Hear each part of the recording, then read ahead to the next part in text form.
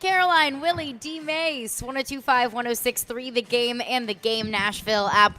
We are streaming live on Twitch, Twitter, YouTube, and Facebook Live every single day. We are live out here at Barrel House at Bridgestone Arena. The Predators hosting the Chicago Blackhawks tonight. Puck drop at 7 o'clock. All of your pregame coverage starting right here on 1025 The Game at 6 p.m. Happy 2024. Happy New Year. Absolutely. It's Happy a great New new Year. year. Great new year. And today is the 1 year anniversary of Caroline, Willy, and D-Mase. Yes, it is. You're absolutely right. So where's our marching band and everything? Where are balloons? There's balloons. Our I mean, cake? exactly. What's going on? I think they're probably just late. Yeah, maybe. It's coming. Yeah. Let's assume it's coming. I think that's fair to assume. Exactly. So, but yes, it's been 1 year, huh? One whole year. Gosh. Time flies when you're having fun. It is. It does. I don't know why I thought it was next month. But I guess, hey, time does go by fast, and you tend to forget some things. So It has been an absolute blast. It's been and a great. pleasure the past 365 days. So here's to year two being even better than year one. And I wish, D-Mase, that we could start on a better note, considering today is our anniversary. Yes. Well, we can start off on a better note, which we just did because we said, happy anniversary to the show. Willie D will be here momentarily. I'm sure he's downstairs with the Preds and taking care of his business for tonight's game. So we can celebrate once he gets up here. We'll blow up the balloons exactly. But other than that, you're right. It hasn't been much to celebrate with this city, other than the Predators are doing unexpectedly well, which is a pleasant thing. But the team on the other side of the river, oh boy, The Titans are terrible. Yeah, they and you know what, Caroline? Because when we did our predictions at the beginning of the season, I was going in my mind. I was going back, going between: are they going to be a 9-7 team, or will they win more? But I thought because of the AFC South, and I thought Houston was going to be competitive, but I didn't think they would, get into the play. Exactly. I thought Jacksonville would win the division. I thought Indianapolis would be competitive, but I didn't think that they would be in the mix like they are. But I did not think the Titans would be this bad.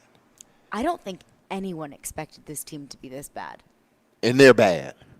It's the messaging from within. Running it back with Ryan Tannehill, Derrick Henry, Kevin Byard.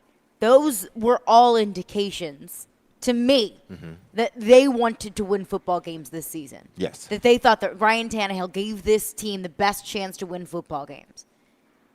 This team that we saw on Sunday, of course, the Titans fall to the Houston Texans 26-3 on Sunday, and it was really effectively over midway point through the second quarter. Yeah. Because at that point, you had already handed the Houston Texans 2 touchdowns, and then your quarterback got hurt, and Will Levis, and we'll get into that, and we'll get into big picture.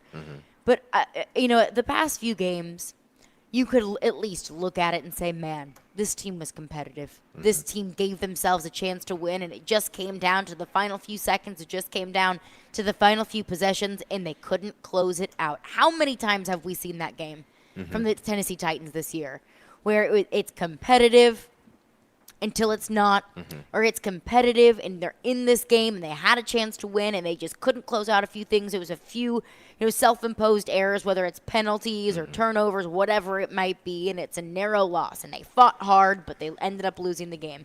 That was not what I saw on Sunday. No, that was embarrassing. It truly was embarrassing. This is the team that they lost to 2 weeks prior when they didn't have their quarterback. They didn't have their rush end. They didn't have neither of their receivers. They were missing an offensive lineman, I believe, or two, and they couldn't beat that team. And I think the fear was, once they get half of these guys back, would it be a game that they would walk into and take over immediately? I didn't think it would be that way. I thought that, listen, this is a division game. They just got their tails beat. They got physically outmanned. at home. So they were going to come back as sort of like the redemption game. Whether win or lose, but we're going to come back and we're going to play much tougher. Right. And they didn't.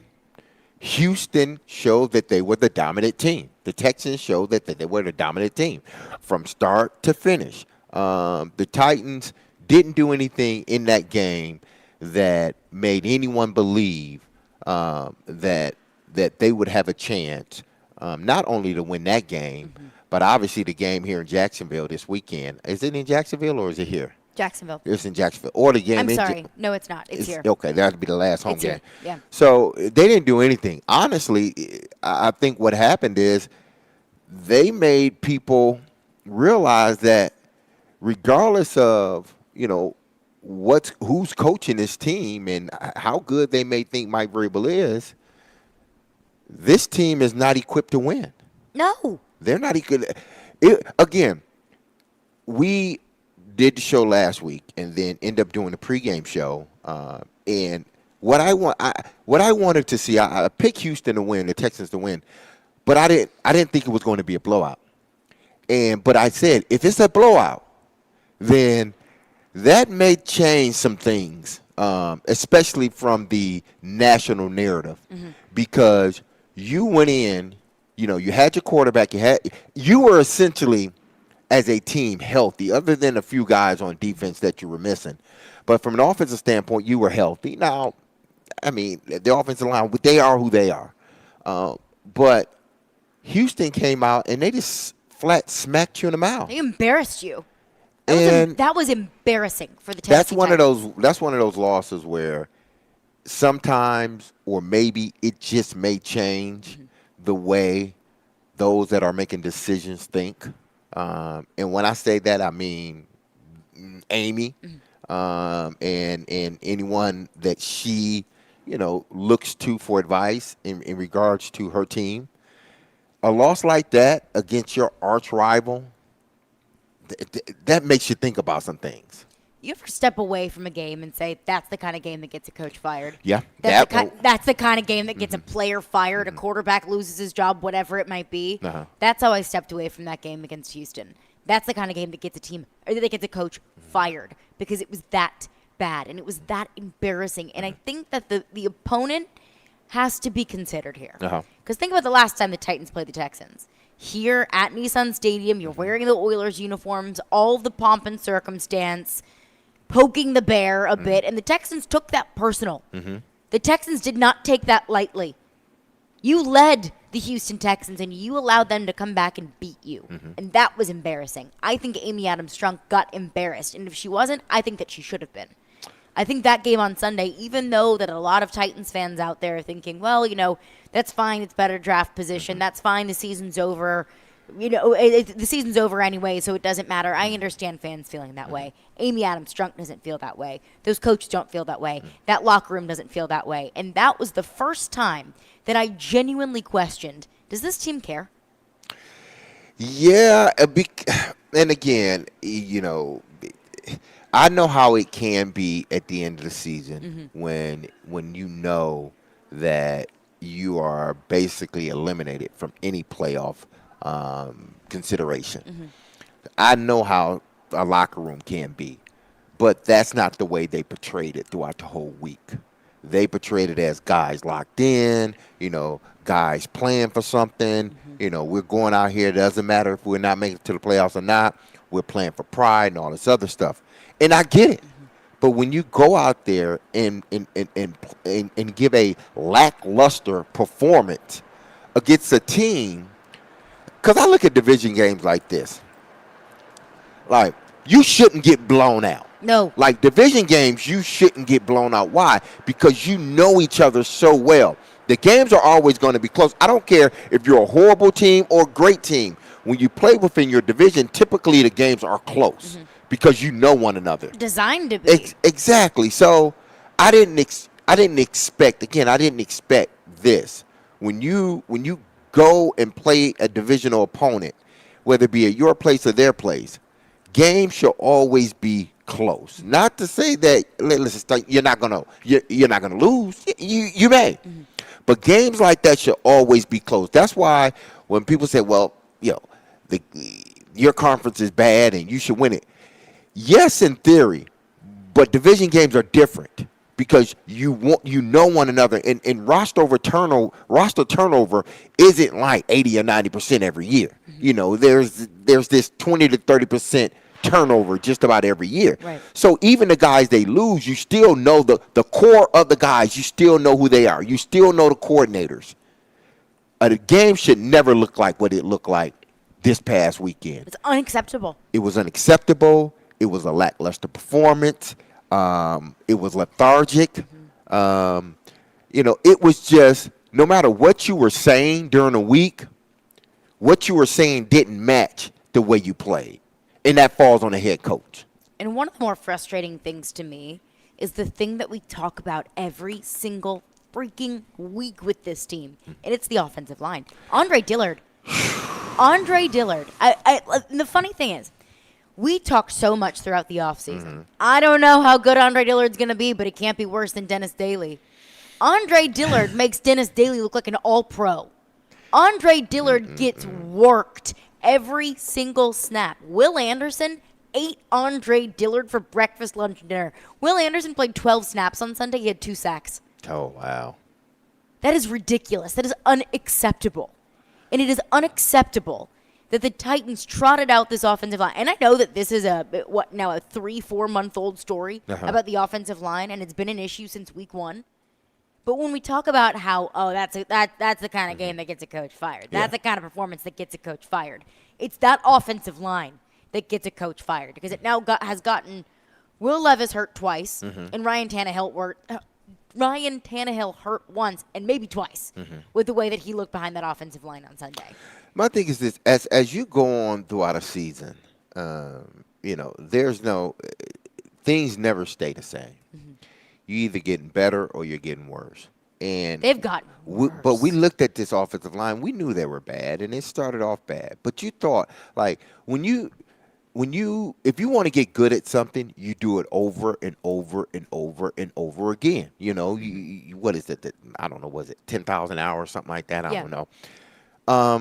But you're supposed to get better, like maybe an increment better. Like, you're not supposed to stay the same, and definitely we don't want you to regress. This offensive line didn't get better. It's gotten from worse. game 1 to now. And that's the disappointing part. And that's the part why I keep, and many on this station point to the offensive line and the coach. Because I understand that none of these guys are starters. You know, maybe Peter. That's maybe. Right, but he's maybe. That maybe is like that's a very light maybe. Like, oh my goodness, like maybe not. But they're supposed to get better. The more and more reps you get, the better and better you should become. This team didn't do it, and I put that on the coach. Like, there has to be a point where either you're coaching it or you're allowing it to happen.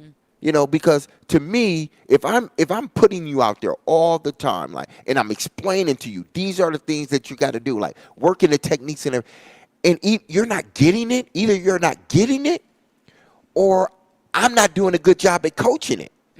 But these are grown men. They're not supposed to get worse.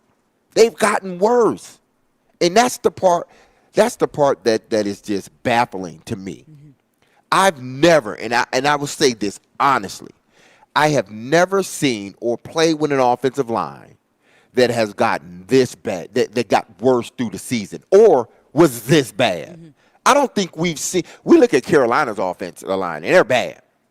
But I don't know, maybe because we're not there and we're not looking at it, but I'm not sure if this isn't the worst offensive line in all of football. It's also convenient for me to say, but I feel confident in saying this is the worst offensive line I've ever seen. Well, it's the worst that I've ever seen. And the frustrating thing here is this team feels so limited by what it can do by the offensive line. And look, I didn't ever think that the Titans were going to be Super Bowl contenders. Absolutely not. But how much better could this team have been had the offensive line just been a little bit better? had left tackle been addressed adequately, and you at least had that anchor on that side of the offensive line, had Will Levis had just a little bit more time to throw, had this offensive line been able to open up just a few more holes for Derrick Henry, with the number of close games that this team has lost, it's not crazy to think that this team could still be in playoff contention had the offensive line just been a little bit better, and that falls on Mike Vrabel and Rand Carthon. And those are all March and April problems. And those are all problems that we're going to be talking about now until the draft, through free agency.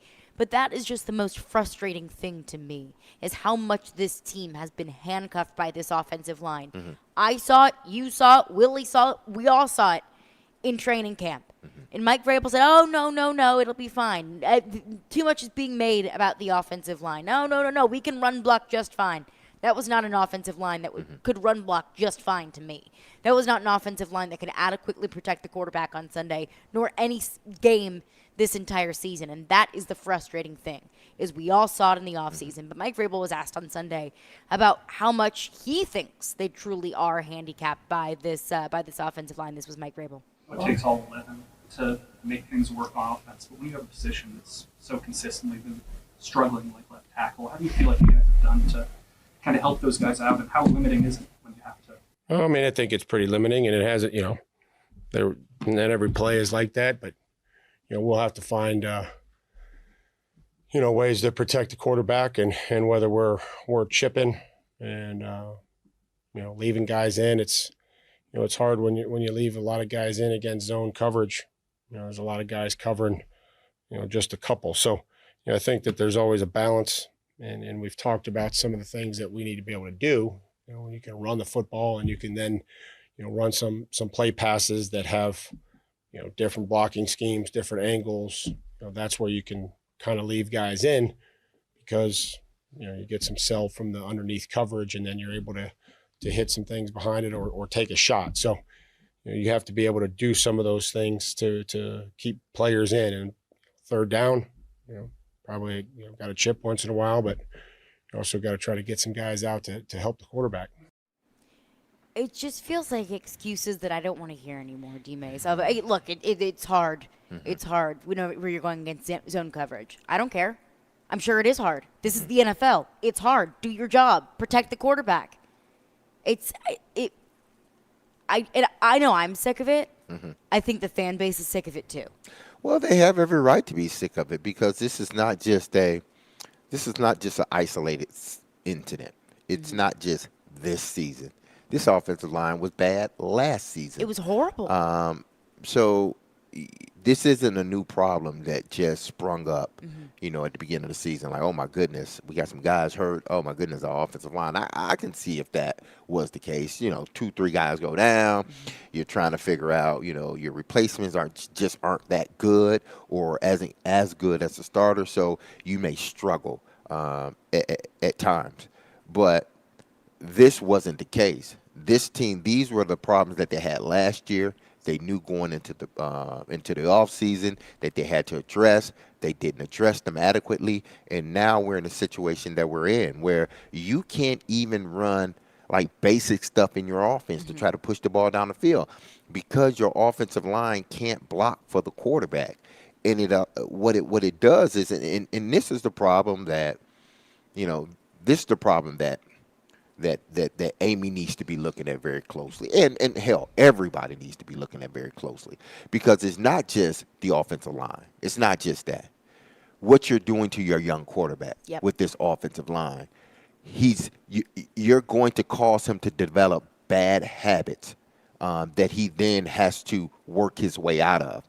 I'm sure he developed bad habits this season in front of an offensive line that couldn't throw the ball, where he couldn't scan the field the way he wanted to, where he's throwing off his back foot, things like that quarterbacks try not to do. They may do every so often because they're getting rushed, but this was a reoccurring thing. This was like a rerun show. That's just what it was. It wasn't Same stuff, different day. It wasn't a fresh new show where there's something, different like we hadn't seen. Yeah. The same things we seen last year, we see this year. It's like Groundhog's Day. It's just repeat over and over and over and over. And you had a chance to fix it in the offseason. You chose. I mean, I'm not gonna say you chose not to, but you didn't address it the way you should have, or you over evaluate or under evaluate who you were bringing in here to play those positions. You can't do that again. You can't. If to me, this offseason, free agency and the draft should be concentrated solely on beefing up this offense, making this offense an offense that can go out and isn't hampered by certain areas. I guarantee you, they couldn't run half of their playbook because the offensive line can't block. Probably not. And that takes away any imagination that Tim Kelly would want to use as an offensive coordinator. You got to go back to everything being basic. And even when you're basic, there's no promise that you're going to get protected. And here's the tough thing from the fan base perspective. I don't know what percentage of the fan base trusts Ran Carthon and Mike Vrabel to fix the offensive line problems with the Titans in general. Because it's not, like you said, it's not just exclusive to the offensive line. You need to beef up the pass catching core. Yeah. You need to beef up the cornerback room. Yes. You're not going to have Christian linebackers. You need to back you need help everywhere. And I don't know how much this fan base trusts Ran Carthon and Mike Vrabel to do that. And Amy Adams Strunk's perspective, that's a really scary place to be. Yeah, it is, but they're going to have to do it somehow, some way. They're going to have to, one, address, the guys up front. And listen, we can go over.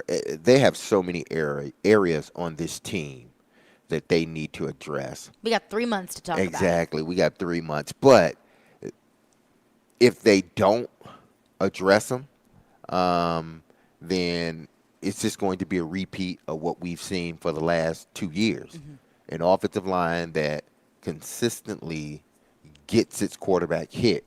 And if you get hit too many times, it's going to put you on the sideline because you're injured. And that's what happened with both of the quarterbacks, that ultimately the pounding on them and getting sacked and everything caused them to get injured, and they were on the bench. It's difficult to watch.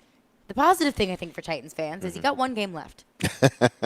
And then you're done. You're put out of your misery for the rest of the calendar year. But D-Mase, you brought up about how the national perspective of Mike Vrabel could change after a game like that. And I'm with you. I'm surprised that the national media perspective hasn't changed on Vrabel yet. I'm shocked at how much in Vrabel we trust sentiment there is from the rest of the national media. But that could be shifting. And it's not necessarily the national media's perspective on Mike Vrabel, but maybe how the national media might think Vrabel feels. And we'll get into that coming up next. And, of course, your thoughts as well. 615-737-1025 is our phone number. Caroline, Willy, D-Mase, we're brought to you by Zen Sports. Start earning cash rewards on your bets today. Gambling problem? Call 1-800-889-9789. Terms and conditions apply. Must be 21 or older and in Tennessee to bet.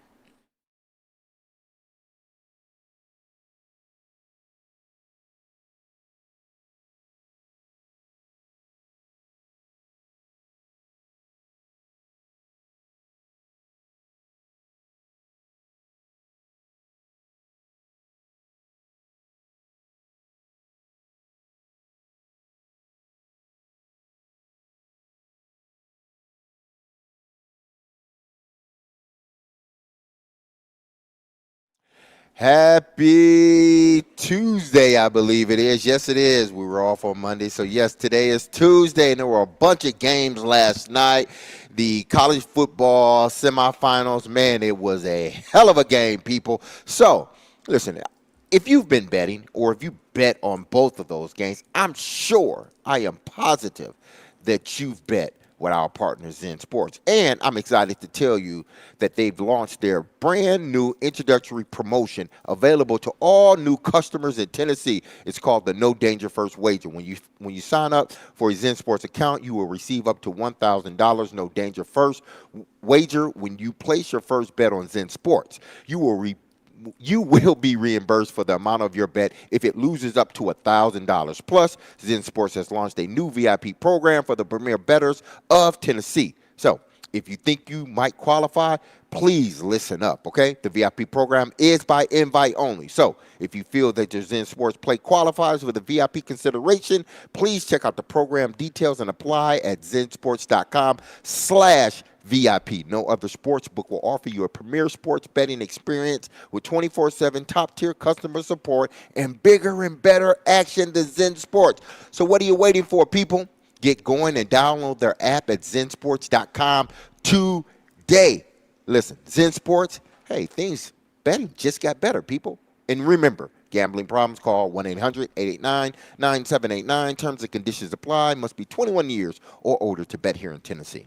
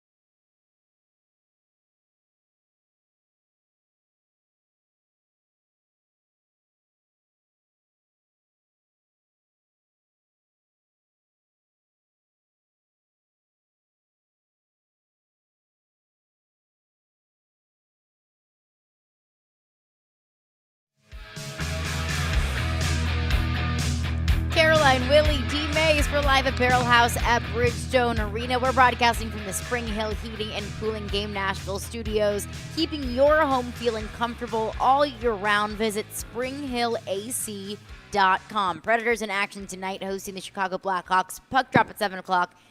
Pre-game coverage starting right here on 102.5 and 106.3, the game at 6 p.m. But D-Mase and I were just breaking down the embarrassment that occurred in Houston on Sunday.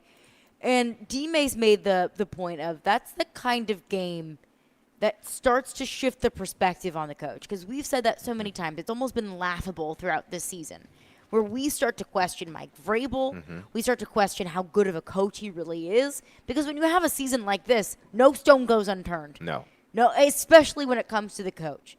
But the national media perspective and conversation continued to be Mike Vrabel is a great coach, and Mike Vrabel we trust. The Tennessee Titans are lucky that they have a coach like Mike Vrabel. But maybe the narrative is shifting. But maybe it's more so the narrative about Mike Vrabel's feelings about Tennessee rather than Tennessee's feelings about Mike Vrabel. So Michael Lombardi, former NFL general manager, has been in the league for a very long time, hosts the GM Shuffle podcast on the DraftKings Network. He, on the most recent episode of the GM Shuffle podcast, talked about that, talked about the relationship between the Tennessee front office and Mike Vrabel, calls it into question. This was Michael Lombardi on the GM Shuffle podcast.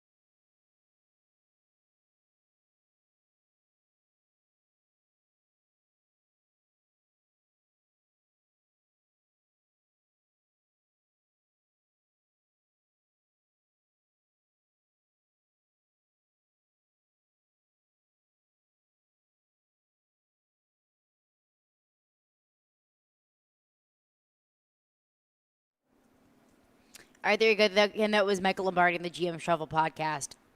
Several different layers to what he just said that I want to get into. Before we get into that, I want to address the source, where this is coming from. I think it's important to remember that Michael Lombardi has Bill Belichick in New England ties. And hearing this, that there's maybe not a great relationship between Mike Vrabel and Rand Carthon, that Mike Vrabel might not be happy in Tennessee, that's not the first that we've heard of that. And it's not the first that we've heard of that from somebody with Boston and New England and Bill Belichick ties. So let's just keep that into consideration.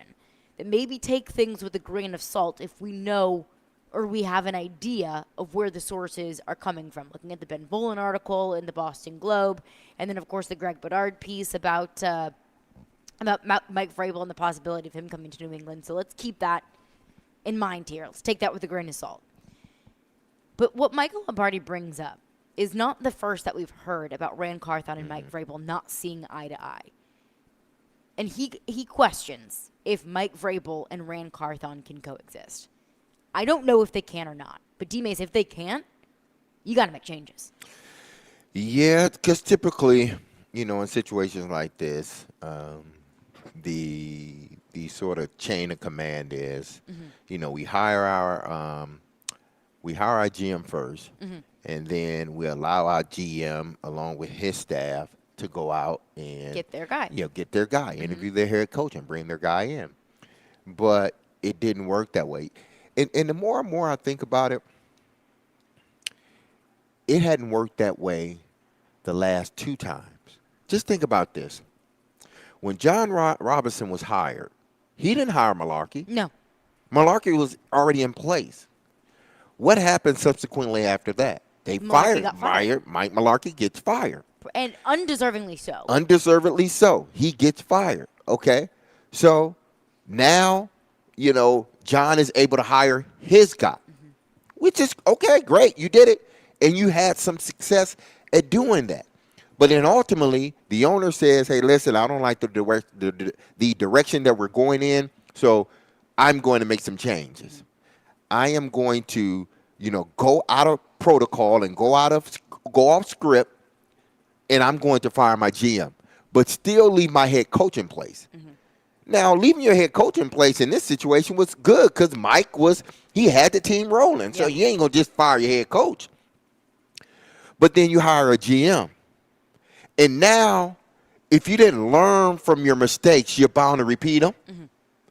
It don't seem like the Titans learned that, hey, listen, maybe you shouldn't hire your head coach before you hire your GM. Right. Maybe you should hire your GM first and then hire your head coach.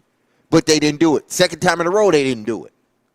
And now it's starting to, people are starting to whisper, like, is that relationship really working? Mm-hmm. Why? Because they know that the history of this league is you hire your GM and then you hire your head coach. You have a chain of command. Exactly, because now your GM is in charge of hiring that guy, his guy. He knows him. Y'all are on the same page. There's no, you're on this page, I'm on this page. No, it's a clear cut. We see it because I hired you. It didn't go that way here. No wonder now there may be some whispers like, maybe it's not working. Mm-hmm. Maybe, just maybe, Mike Vrabel isn't the guy. Why? Because you chose to hire a GM while you already had your coach in place. Usually it's the other way around. So, to me, they're just repeating the same cycle. Hiring a coach or having a coach in place and then hiring your GM. Instead of having a clean slate. Mm-hmm. Like, we're going to start this over with. We're going to do it in the order that it's usually done in. And listen, doing it in the order that the Titans did it, yeah, it can work. Mm-hmm. I'm not saying it can't. But typically, it's not going to work when I can't hire my guy, the guy that I sat down and interviewed. I can't hire that guy. Rand didn't hire his guy. It was almost like Vrabel had a hand in hiring Rand, in a sense. That doesn't – how many times has that worked out in the NFL? I'm sure it hadn't worked out a lot. You don't hire your coach and then fire your GM and then hire your GM again. And especially not having a clear-cut chain of command. Exactly. Of this is who has final say. This is who has veto power. Mm-hmm. And look, I already see it in the text line. There's a lot of people that think that Michael Lombardi is kind of a doofus. I get it. I understand. Mm-hmm. But it's important to remember. But he's speaking truth. But Michael Lombardi is incredibly dialed into the NFL. Uh-huh. He's hearing this somewhere. He's not just picking this up out of thin air. He's hearing this from somebody, that Mike Vrabel isn't happy here or that Mike Vrabel and Rand Carthon don't see eye to eye. So whether it's true or not, that's the conversation. And whether it's true or not, it brings up the fair question of, do we think this dynamic is working? Yeah, and, it's not foolish of us to think that it isn't because of look at what's happening. Terrible. Yeah, look at what's happening to this team. So it's not, that's foolish to think that it's not working. Well, tell us that why you feel it is working. Because what we're looking at, whatever y'all did in the offseason, it ain't working. And it doesn't seem like, 100% y'all are on the same page in regards to, personnel and bringing guys in. Mm-hmm. So there needs to be something done. And, hey, listen, if she chooses not to fire anybody, okay, it's her team. Mm-hmm. Get it. But you can't then expect your fans to be all in the next following year. When you haven't given them anything to be all in for. The last 2 seasons, you've missed the playoffs, and you've been horrendous. And they've made excuses nationally for this organization. I'm not going to even say the head coach. They've made excuses for this organization for the last 2 seasons, and we all know why. Because of the head coach. Mm-hmm. It comes to a point where you got to stop making excuses. Now, again, I'm not asking them to fire anyone. But if you don't get it right this time, this off season, if you don't get it right, then you can't expect your fans to go and show up and support you. No. You can't. No, not in the slightest. And you bring it up, certain excuses made for the Titans. I feel like there are certain things that just let fly with the Titans and other things, and maybe in organizations don't fly. Like I keep hearing, you can't rebuild an entire offensive line in the offseason. Maybe you can, maybe you can't, but you can get better. Yeah. And that's not what happened with the Titans. They didn't get better, specifically at that position, and that's, of course, the Titans' Achilles heel. The other aspect of what Michael Lombardi brought up there, He said you can't possibly go into 2024 feeling comfortable with Will Levis as your quarterback. See, now that I don't. They're not there yet because of the situation that's in front of the quarterback.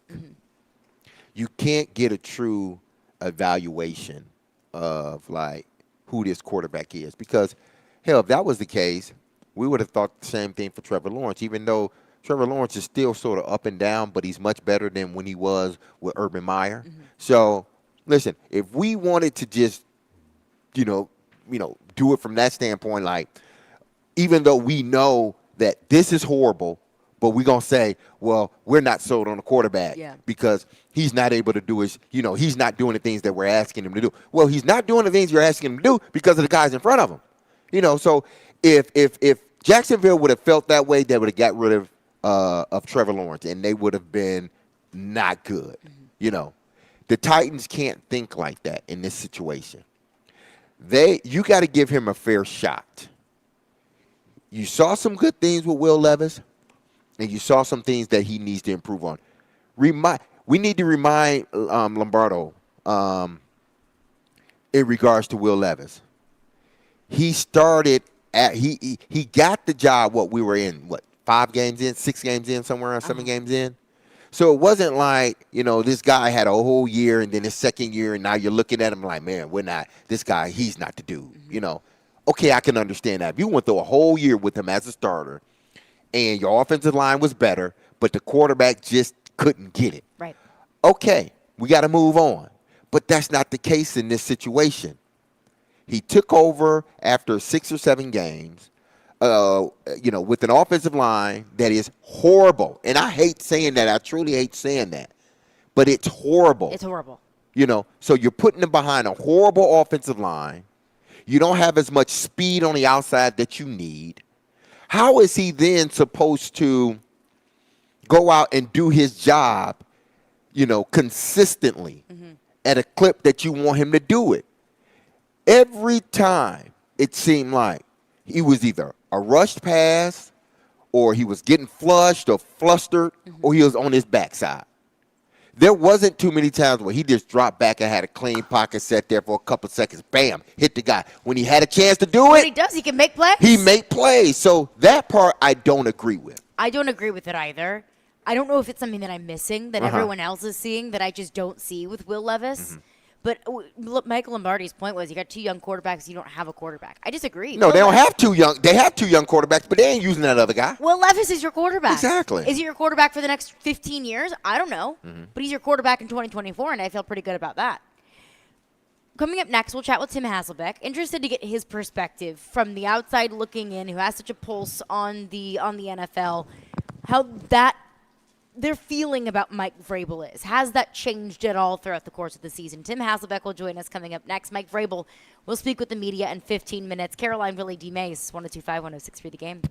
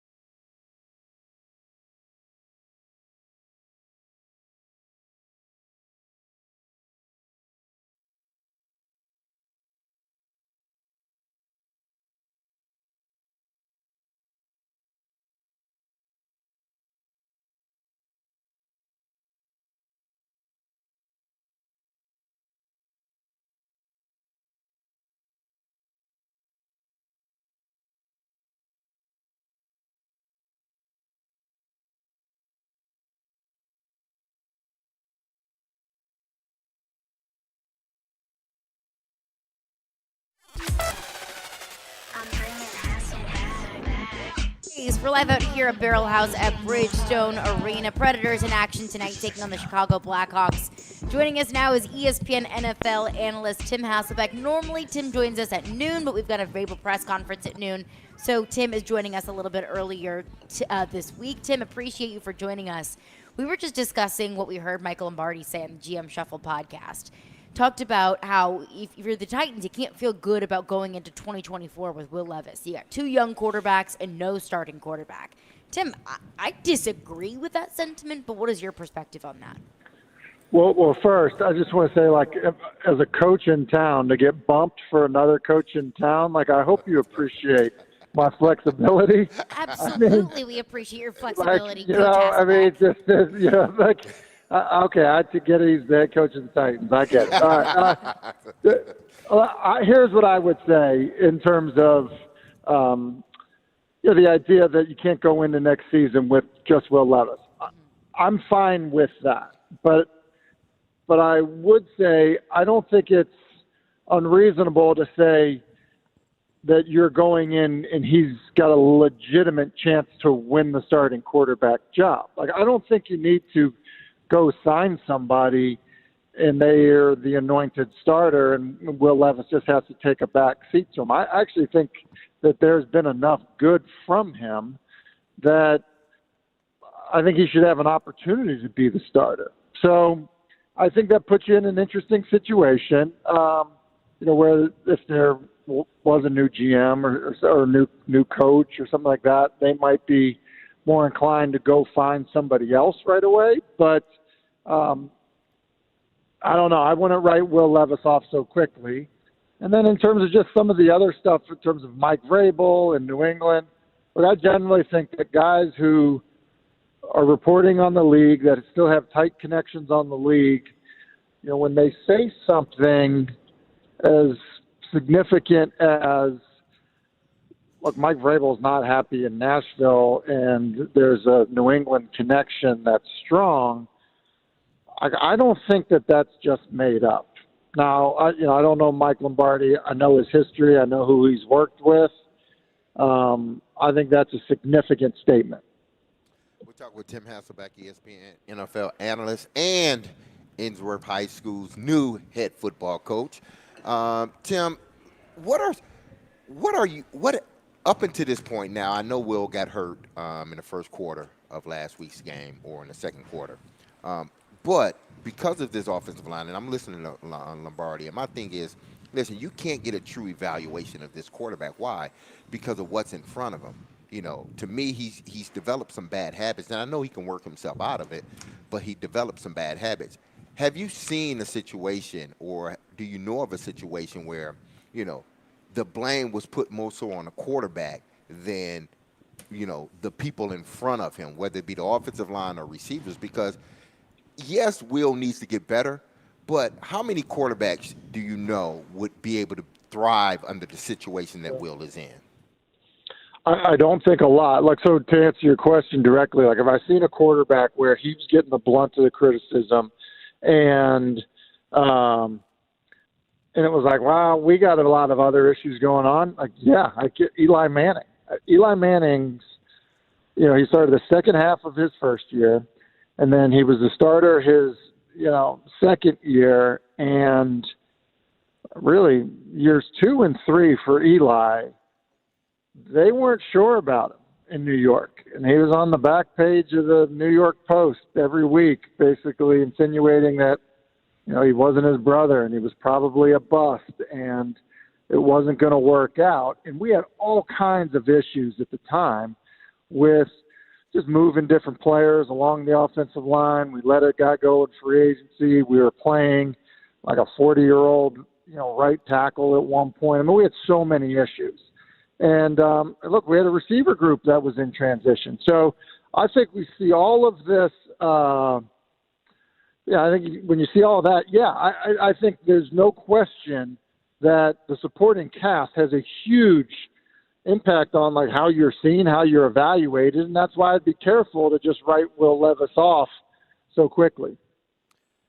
Tim, you've seen a lot of games at the end of seasons. I felt like realistically with what the Titans have to work with right now, so many of their top players one by one going down, laying an egg is not that surprising, really, against Houston. But I saw a really strong reaction somewhere where if you look at the individual offensive linemen they have out there, it's going to be hard for them to compete for sure. And I think the same will be the case of next week. So how much stock can you really put into how competitive this particular team is when you're evaluating the coaching staff and changes that may or may not need to be made?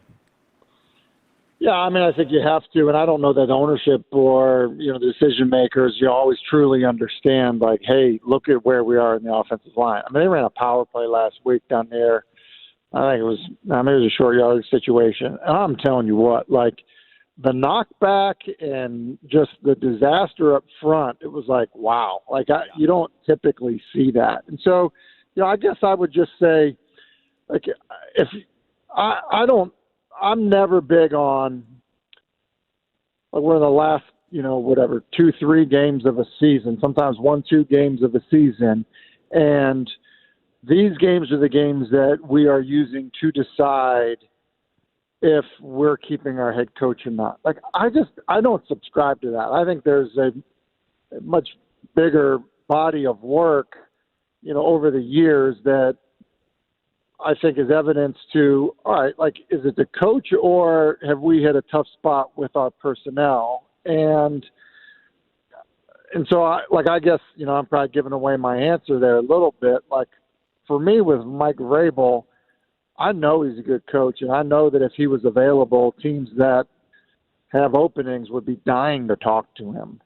And I'm not saying that sometimes a change of scenery doesn't help everybody, but I don't look at it and say, hey, Mike Vrabel is the problem with the Tennessee Titans. Well, I mean, it could be not. It's just so much that's going on with this team right now to try to pinpoint, that one exact thing other than the offensive line. It's going to be hard because they got problems across the board with this team. And I would have never thought that of a Tennessee Titan team. But with that being said, do you think next year is the year where either, they need to get this right in the offseason with free agency and the draft? And if they don't, then we may have to move in another direction, because I don't think they can go 3 years in a row. And I'm not even talking about winning AFC South. I'm just saying not making the playoffs and not being a competitive team out there. Oh, yeah, absolutely. I'm not saying, like, hey, you're a good coach and so, you have a runway forever. But what I am saying, I mean, shoot, look, part of the reason we're talking about this is, like, a lot of people believe that Bill Belichick with, 3 down years is about to get fired, even though I think everyone would agree he's been the best ever. So no question, look, he's on, he's under the microscope right now. He's probably on the hot seat right now. And there's no doubt about it that the seat is even hotter next season with, a lot of areas that would need to show. But I think what I am saying is if I sit here and I look at what we've seen from the team this season, and I think about the stuff that we knew coming into the year, the fact that they've drafted a quarterback fairly early the last 2 years, the fact that they, traded away, and maybe in some cases not by his doing, the best or, the better players on the roster. Like, I'm not looking at it like Mike Vrabel just totally let this team down. ESPN NFL analyst Tim Hasselbeck. Again, Tim, appreciate your flexibility today. Happy New Year, and we'll chat next week. Sounds good. See you guys. All right, See ya. appreciate it, Tim. All right, coming up next, we'll hear from Titans head coach Mike Vrabel at the podium. Caroline Willy D-Mase. This Monday, tune in at 6:30 p.m. as Washington and Michigan face off in the College Football Playoff National Championship game only on 102.5 and 106.3 The Game. Presented by Twin Peaks and Parman Tractor and Equipment.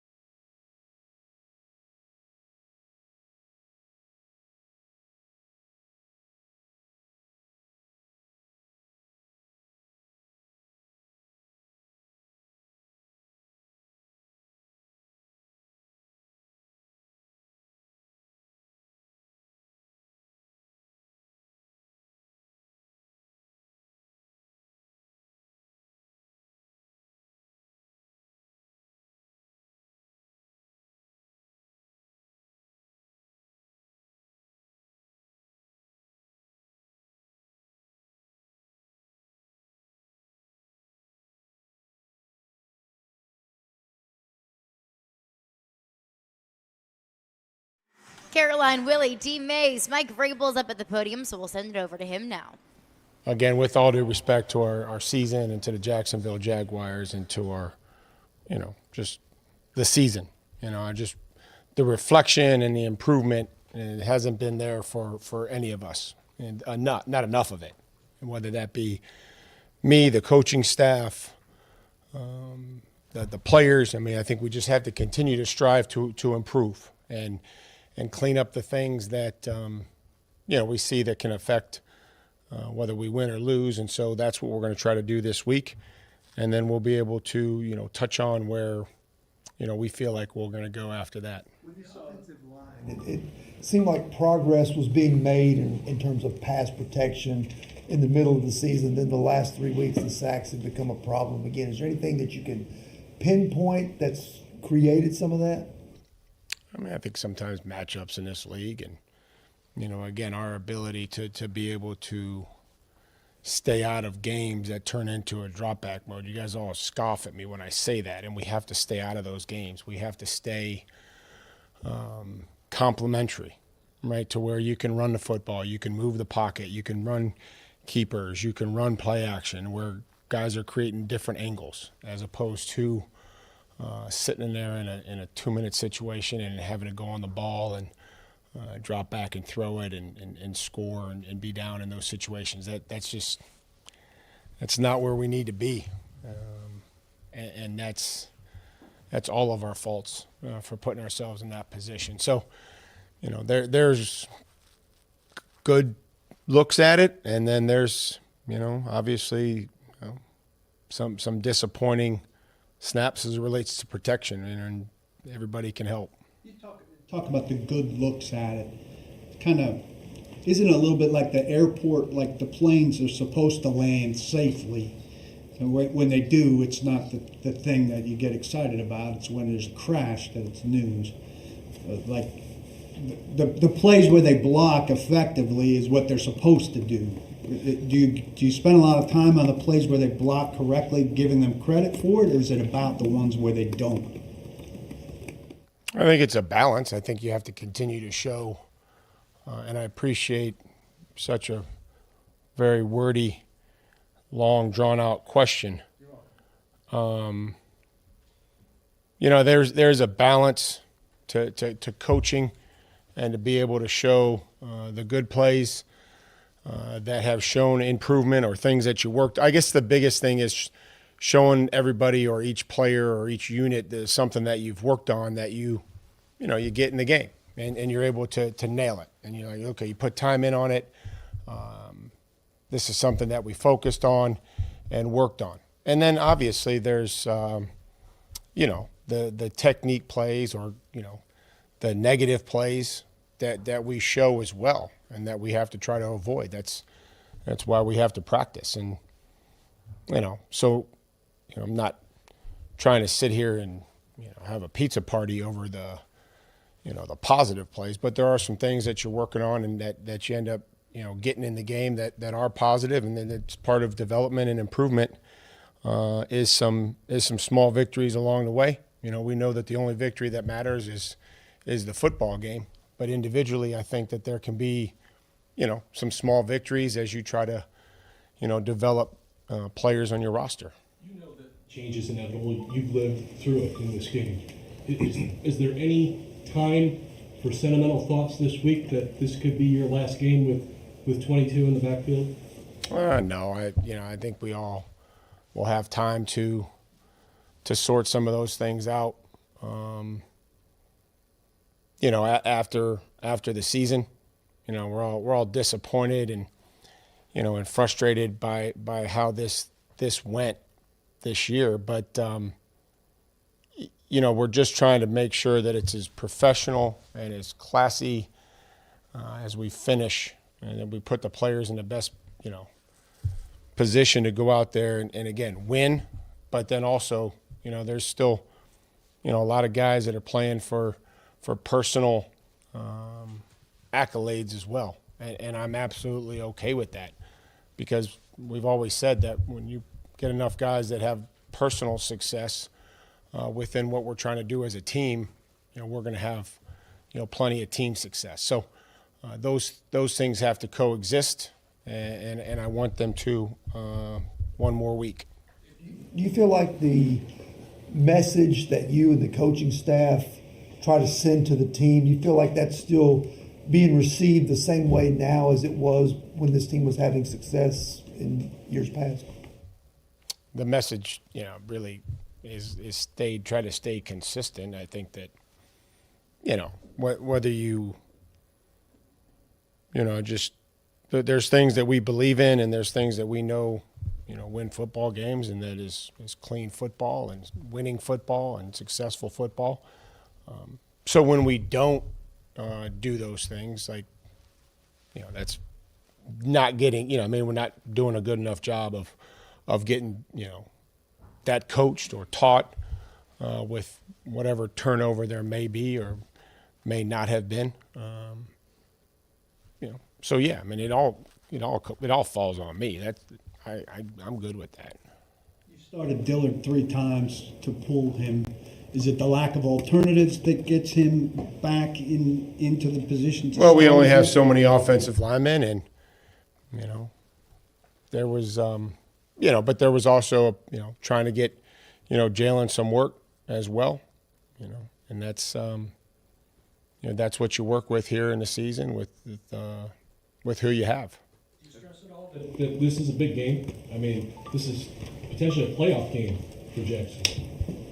Yeah, every game is a big game. And they, a year ago we were in that opportunity, we were in that spot, and we weren't able to win, and we need to win for a lot of reasons.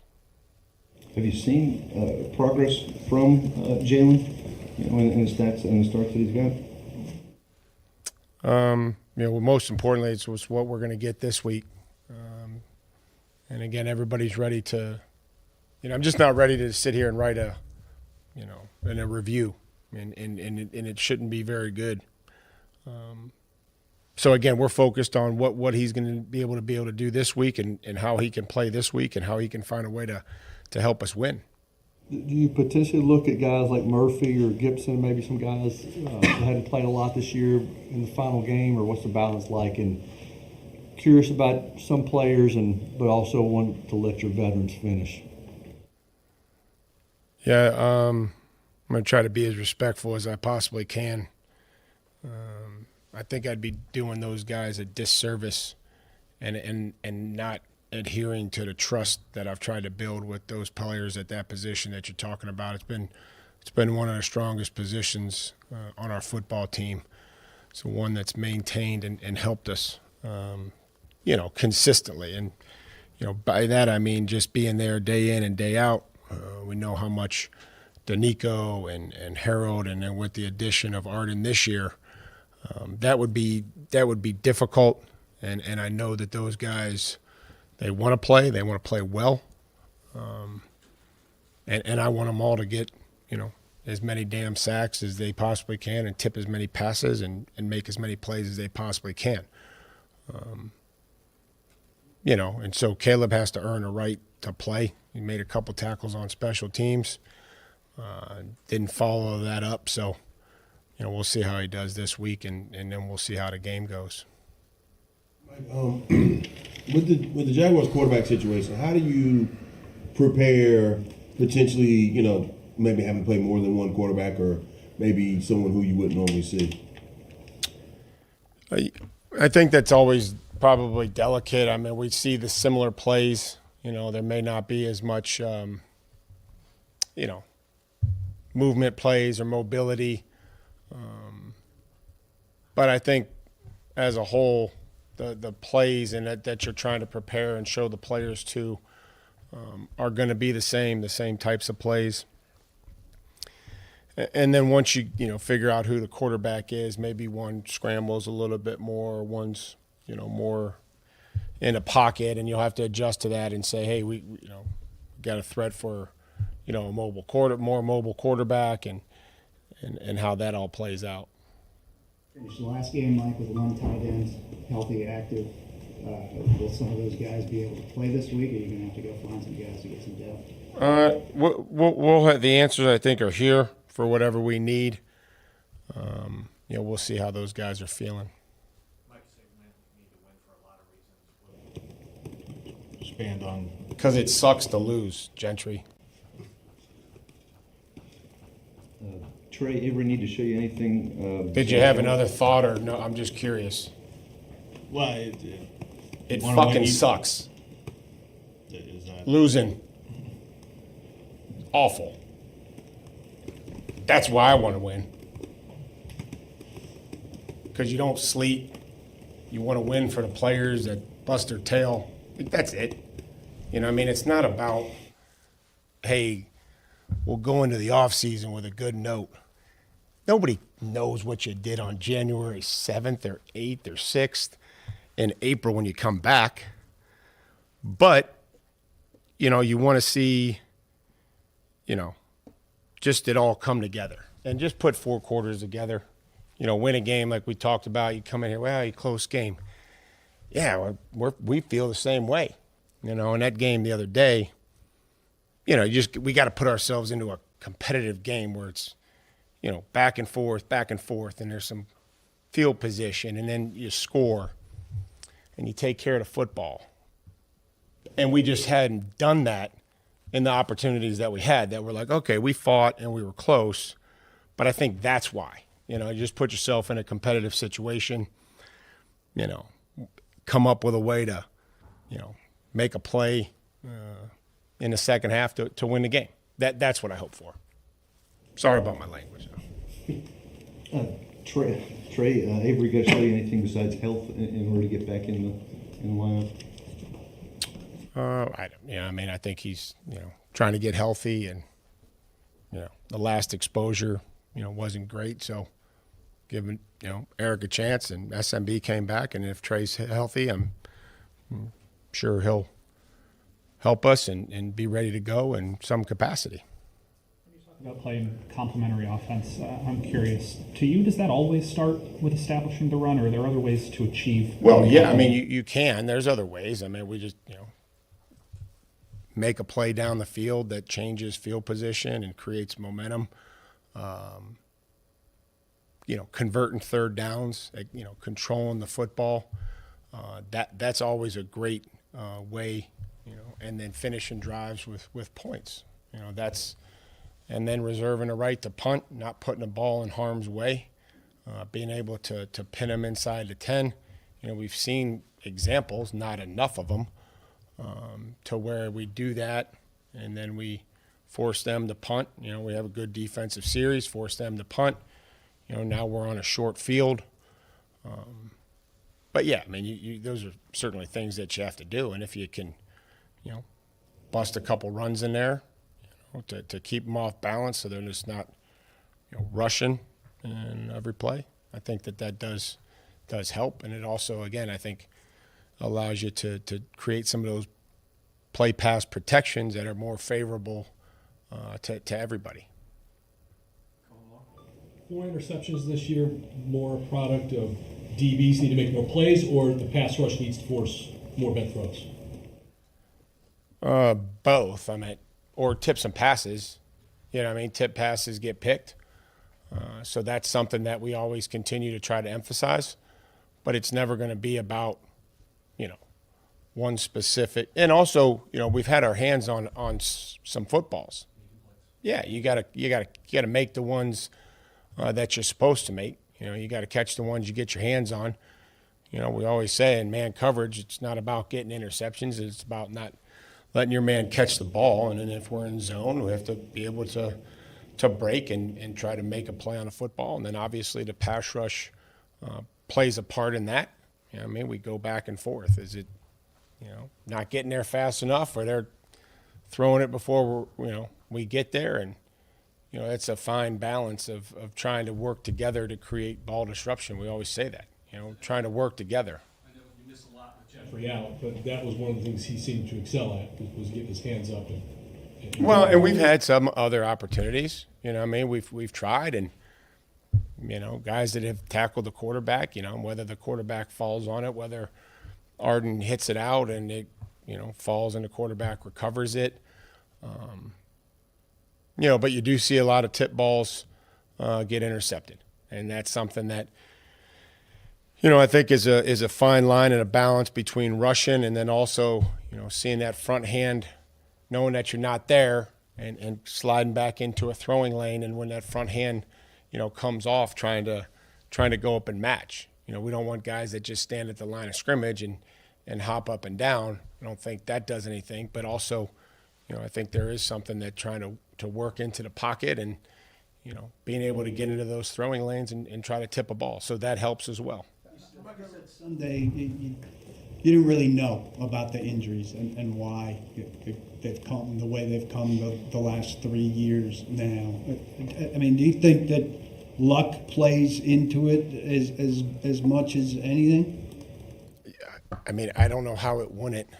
Some of the ones that we've had, whether that's a guy falling on somebody's MCL, or a guy getting dragged down as a gunner and hurting his knee, and Colton's instance, and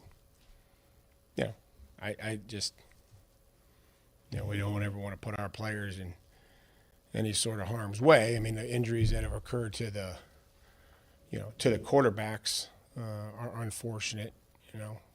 We know nothing good comes from when the quarterback gets hit. So again, we'll have an opportunity to at some point in time discuss all those, and certainly want to do everything that we can to avoid soft tissue injuries. But I don't know what what the answer is sometimes to guys falling into other people's legs out there on a football field, or hurting something else. So we're going to continue to evaluate that and try to get the guys back as quickly as possible when they do have an injury. What do you think the rest of that is due to level out over time? I guess it's like analytics. I guess you need a lot of examples. However many examples they use to run the model. How much did Colton, I guess, improve in his rookie year? And maybe what's your message to him as he, I'm assuming, starting to rehab?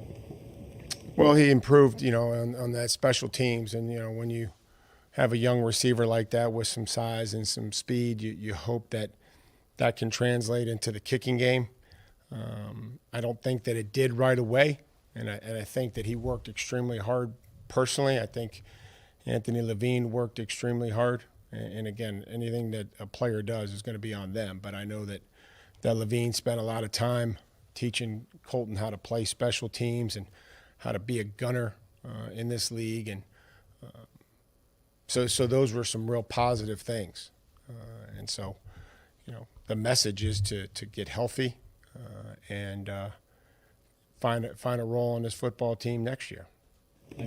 Thanks, guys. Thanks. There you go. That was Titans head coach Mike Vrabel. I think the one thing that stands out to me when he talks about, look, losing sucks. I get it. Losing does suck. What are you going to do about it? What's the plan? What's the plan, Willie? The plan is you got to get some more draft capital, and they have a lot of money next year against the cap. We've talked about the cap a lot the last couple of years. They didn't have much to spend last summer. They will this summer because Tannehill comes off the books. They've got Byard off the books. Henry. Off the books. And if Henry comes back, we know the money is going to be a big thing. But, the way I look at it, I see Spears, and if you could find either draft or find a budget free agent, you could get solid running tandem for a fraction of the cost that it would take to bring back a 30-year-old Derrick Henry. So I just think, the question about is this maybe the last game, and Mike Vrabel doesn't want to address it now, but it is a very real thing that this could be it. This could be the last game for Derrick Henry. Yeah. And I would rather focus on that, honestly, because he deserves, if this is it. I remember Pekka Rinne's last game. We didn't know for a fact that it was Pekka's last game. But the signals he was sending, it made it a very special moment. And so I hope that something like that can happen for Derrick Henry. And even if you don't know, you're better off kind of having that thank you before it's too late. Yeah. Before you're like, oh, he'll be back next year, and then all of a sudden he's not back next year. Yeah, Because he might be back, but yeah, you just you got to be never careful know. how you do it. Exactly. You just never know in regards to Derrick Henry, but I'm sure we will, talk about that ad nauseum moving forward. But this, whether it's Derrick Henry, Ryan Tannehill off the books, Kevin Byard off, it doesn't matter. It's, yes, you have all this money. How do you spend it? That's got to be smart. Yeah, that is the question that needs to be answered. Yes, you got a bunch of money. Just because I give you a bunch of money doesn't mean you're going to use it wisely. Yeah. Ask the New York Mets. Exactly. Yeah. So They what had are you plenty gonna of money do? to spend.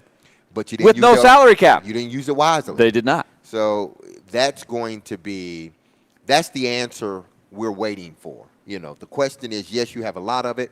How then do you use it? Well, we won't know until free agency hits and then ultimately the draft. And how much does the Titans fan base trust Mike Vrabel and Rand Carthon to rebuild this team that has a lot that needs to be rebuilt? Yeah. How much do they trust Rand Carthon and Mike Vrabel to rebuild the offensive line after what they came into this season with the offensive line looking like? I've thought about that a lot because my thought is what they should have been thinking when they changed John Robinson and they brought in Rand Carthon and they sort of doubled down on Mike Vrabel. To me, you should have made that, if you're Amy Adams Strunk, you're making the decision you want those two to do the rebuild. Because if you didn't see that there was a rebuild coming, even like I said, all summer long and all season long, whether they went 10-7 or 5-12, which is what they're staring at right now, there's a rebuild coming after this year. They decided to go for it this year, and that was fine, but it just put off the rebuild for another year. The rebuild has to happen this year. It was going to happen either way. So when they hired Ryan Carthon, they should have been thinking this is the guy to do the rebuild. Unless you want to have a whole different guy, a different staff after 1 year. Yeah. That doesn't make any sense. Or that's not very good foresight. If you were just trying to bring him in to resurrect a window for one more year, which didn't work. The last thing that I want the Titans to do is continue with something that just isn't working. Yeah. We played the Michael Lombardi clip earlier in the show. Michael Lombardi said, what I've heard is that it's not a great dynamic between those two. I don't know if that's the truth or not. But with how bad this team is, anything. But could he have just read the Boston Globe thing and said, well, that's what I hear? Does he really know? I mean, I like listening to his podcast. He's very good. He gives very strong opinions, but sometimes I wonder, where's he getting that? I think he knows as much as people are willing to tell him. I think that's. Does he call Mike Vrabel and say, "Is your relationship with Rand Carthon good?" Does he call Rand Carthon and say, "How's it going?" I'm sure if you call those two, you may not get the straight answer. But if you call someone that's around both of them, then you're getting more of the straight answer than not. Right. And they also publicly hear. Yeah. We never hear from Rand Carthon, which really disappoints me. I think he's a real good personality that I think it would help. How should I say, sell what they're going to go through if they're kind of out there together and not. We only hear from Mike Vrabel 3 times a week, get asked the same questions over and over, and we never hear from Rand Carthon. I'd like to know back and forth. How is this working? This is a very important time they're going through. And are they in step? We don't know if we never hear from one of them. Well, let's continue that. People usually don't even ask Mike Vrabel how his relationship with Rand Carthon. Instead of asking about the offensive line, it is obvious they can't block anybody. Why 7 or 8 questions about the offensive line? They're terrible. And they're going to be terrible Sunday. It's the same guys. It's what you do after Sunday that's going to be the real deal. We've known for weeks they can't block. That has ruined their season. And if there's one move that is on them, for sure, that caused kind of a chain reaction, it was the signing of Dillard and thinking he could play left tackle. Because that hasn't worked from the get-go, and all kinds of other problems kind of followed from there. And there was other ones in there, too. But it has been a massive Achilles heel. I mean, Sure. D-Mase and I were talking about this earlier. If you have a serviceable starting NFL left tackle, the perception of your season could be drastically different. If Derrick Henry just had a few more holes, if Will Levis or Ryan Tannehill just had a little bit more time, things could be different. And you pointed out, this offensive line is terrible. There's a lot of needs on this team. It's There's a paralyzing lot- their whole team. There's a lot of work that needs to be done in this offseason. And if we can't trust the powers that be that are making those decisions to fix this team is in a much worse position than just what we've seen on the field. But I want to continue that conversation, and I want to get into your phones coming up next. 615-737-1025 is our phone number. Caroline, Willy, D-Mase. We're brought to you by Zen Sports. Start earning cash rewards on your bets today. Gambling problem? Call 1-800-889-9789. Terms and conditions apply. Must be 21 or older and in Tennessee to bet.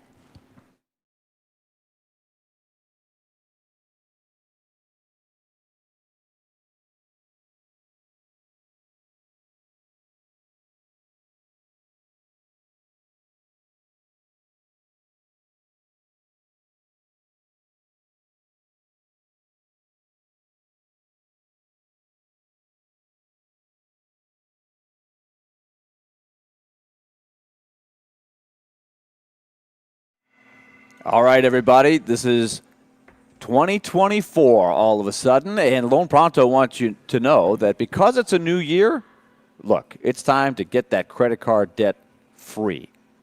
Rid yourself of those cards. Wipe it all out right now. You can do it with Lone Pronto. Rates are down, and it's a great time to use Lone Pronto's Equity Express line of credit. You can get 50, 75, or more.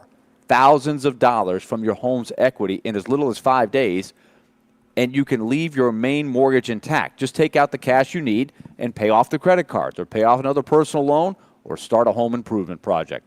All you have to do is call Lone Pronto now. It's a very simple, streamlined process. Much, much easier than it used to be back in the day, thanks to Lone Pronto and the Express Equity Credit Line. Call right now, 615-499-5780.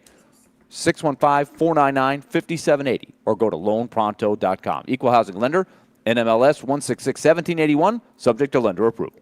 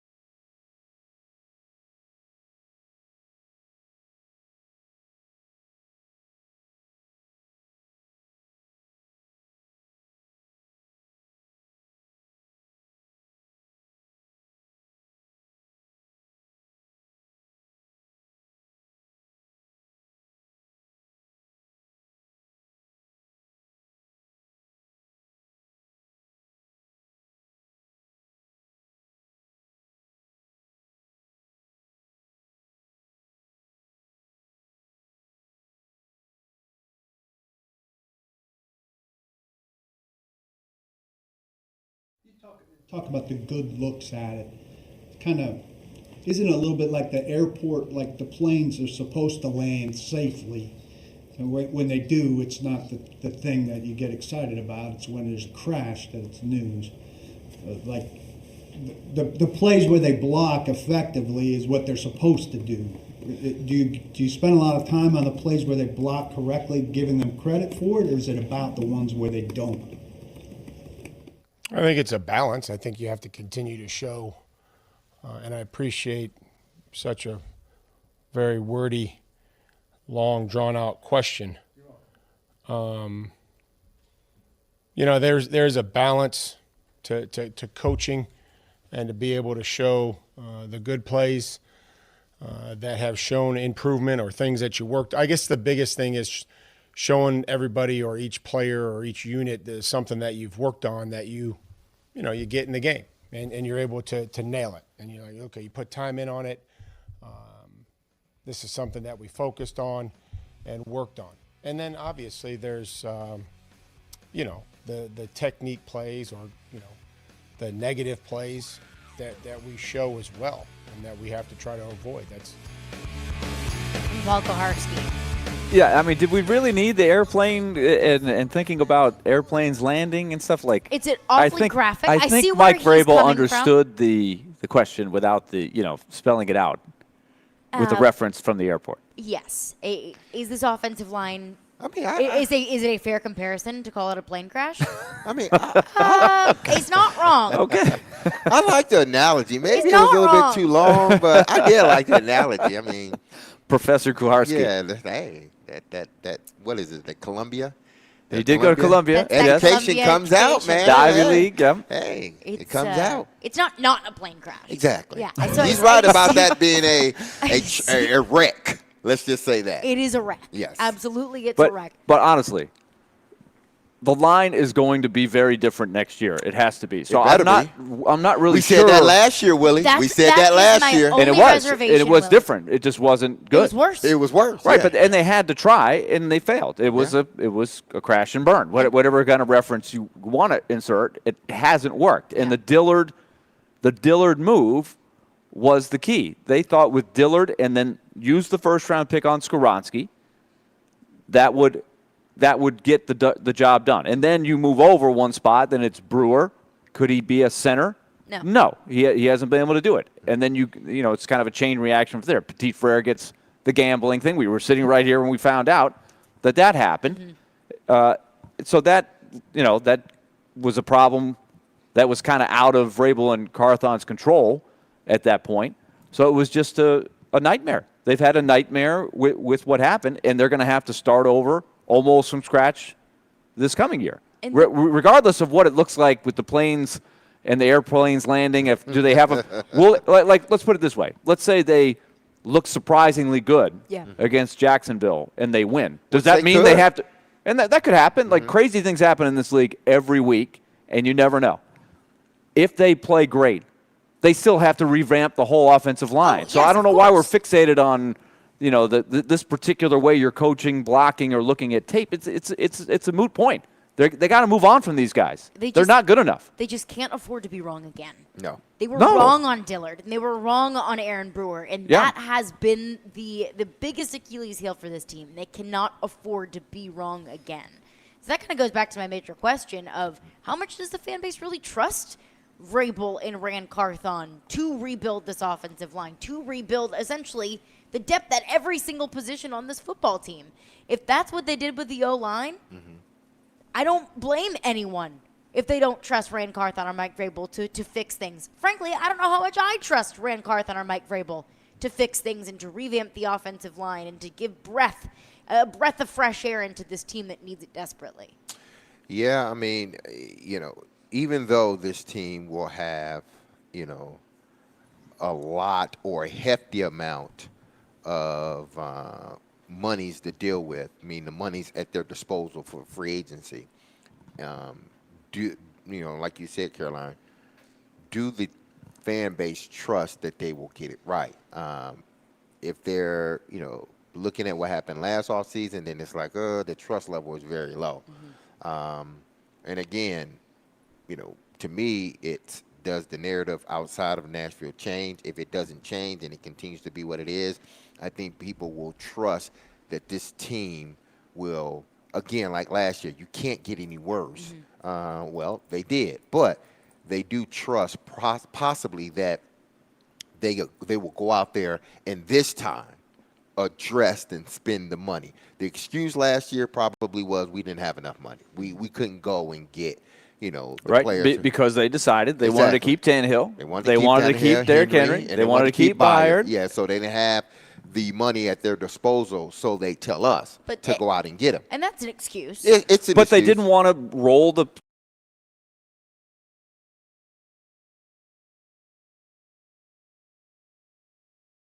doing it this way does open up a lot more flexibility within the cap now to go get whatever it is that you can get. Now, we know that when you go free agency shopping, great players aren't always there, right? You got to make really smart choices, even if you're willing to overpay for the best guy. Bud Dupree, that doesn't always solve the problem, right? You can't throw money at your problems. Jadeveon Clowney. But if you don't want to throw Julio money, Jones, you get Andre Dillard. Exactly. When you don't want to throw, they paid Andre Dillard some money now for a non-starter. You got to understand, they paid him $10 million for this season for a guy that wasn't starting. Yeah. That should have been more like, I give you $3 million per year, not $10 million. That should have been more like, thanks, but no thanks. We're going to go find a guy that can start at left tackle. It could have been that too, but I just think, I'm not going to say fans don't trust that they get it right this time, but they are a little bit apprehensive. It's like, I think the fan base is like wait and see mode. Like, we'll wait and see. We ain't going to just totally discard, this organization or, the coaching staff or the GM.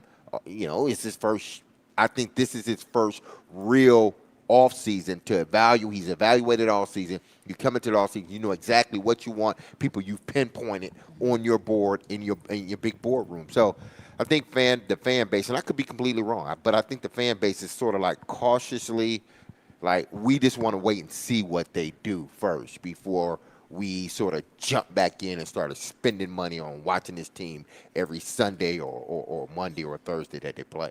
How do you feel about it? You know what?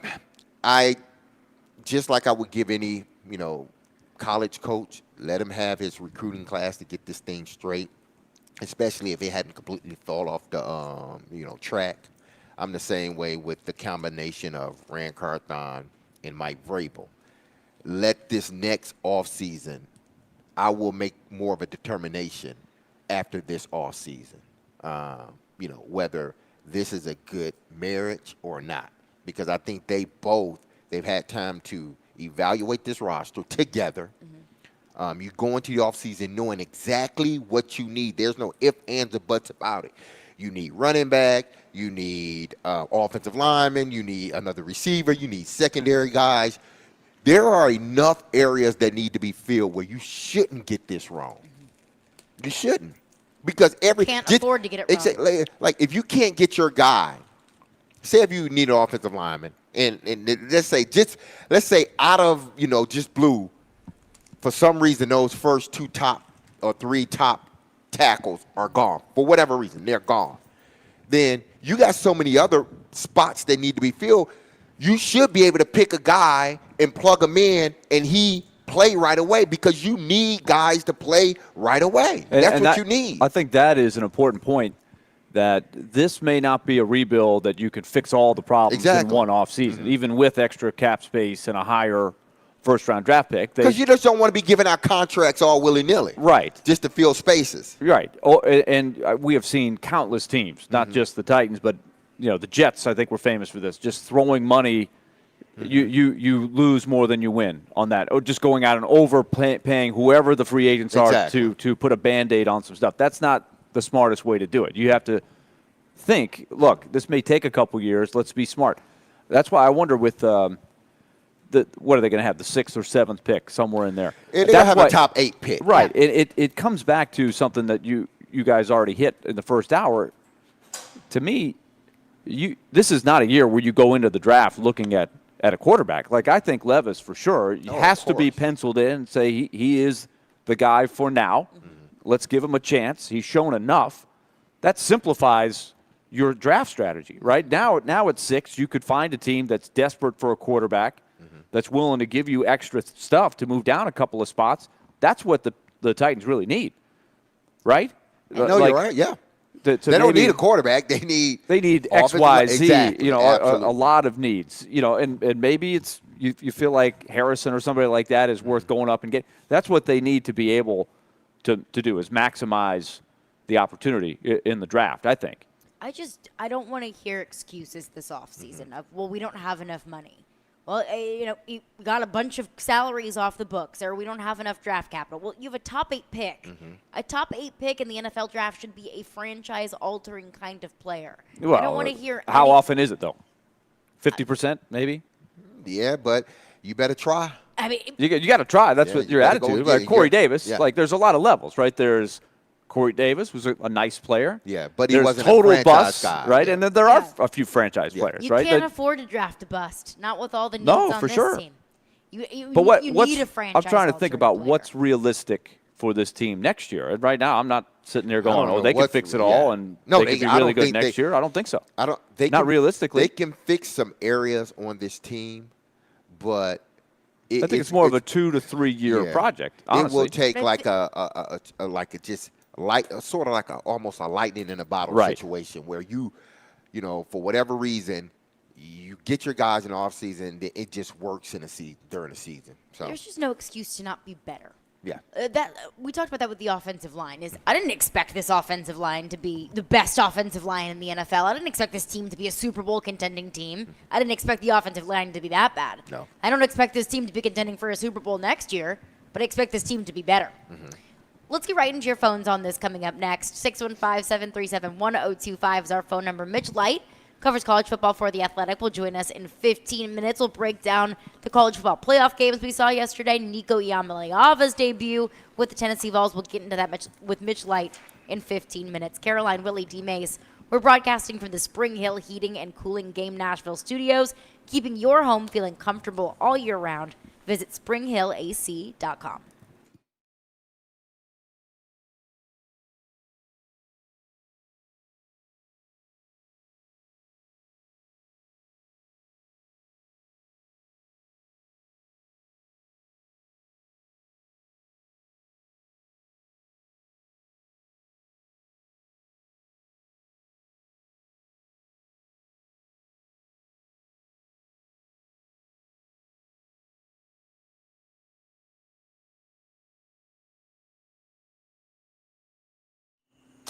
Hey, listen, you still have time to put your bets in for this upcoming week of games. And there's going to be a bunch of doozies trying to figure out who's going to the playoffs, who's winning divisions, and who's winning a conference. Well, we already know that Baltimore Ravens are the #1 seed. But we still have some spots left open for teams to, play their way into the playoffs this weekend. So if you want to make your bets, do it with our partners Zen Sports.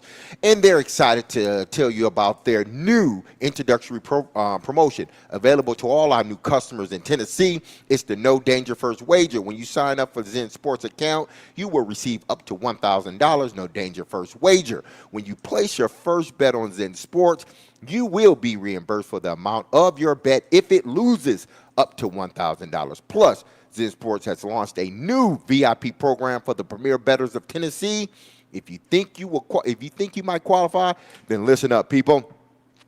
The VIP program is by invite only. So if you feel that your Zen Sports play qualifies for the VIP consideration, please check out the program details and apply at zensports.com/VIP. No other sports book will offer you a premier sports betting experience with 24/7 top-tier customer support and bigger and better action than Zen Sports. So what are you waiting for, people? Get going and download their app at zensports.com today. Zen Sports betting just got better. And remember this, gambling problems, if you have them, call 1-800-889-9789. Terms and conditions apply. Must be 21 years or older to bet here in Tennessee.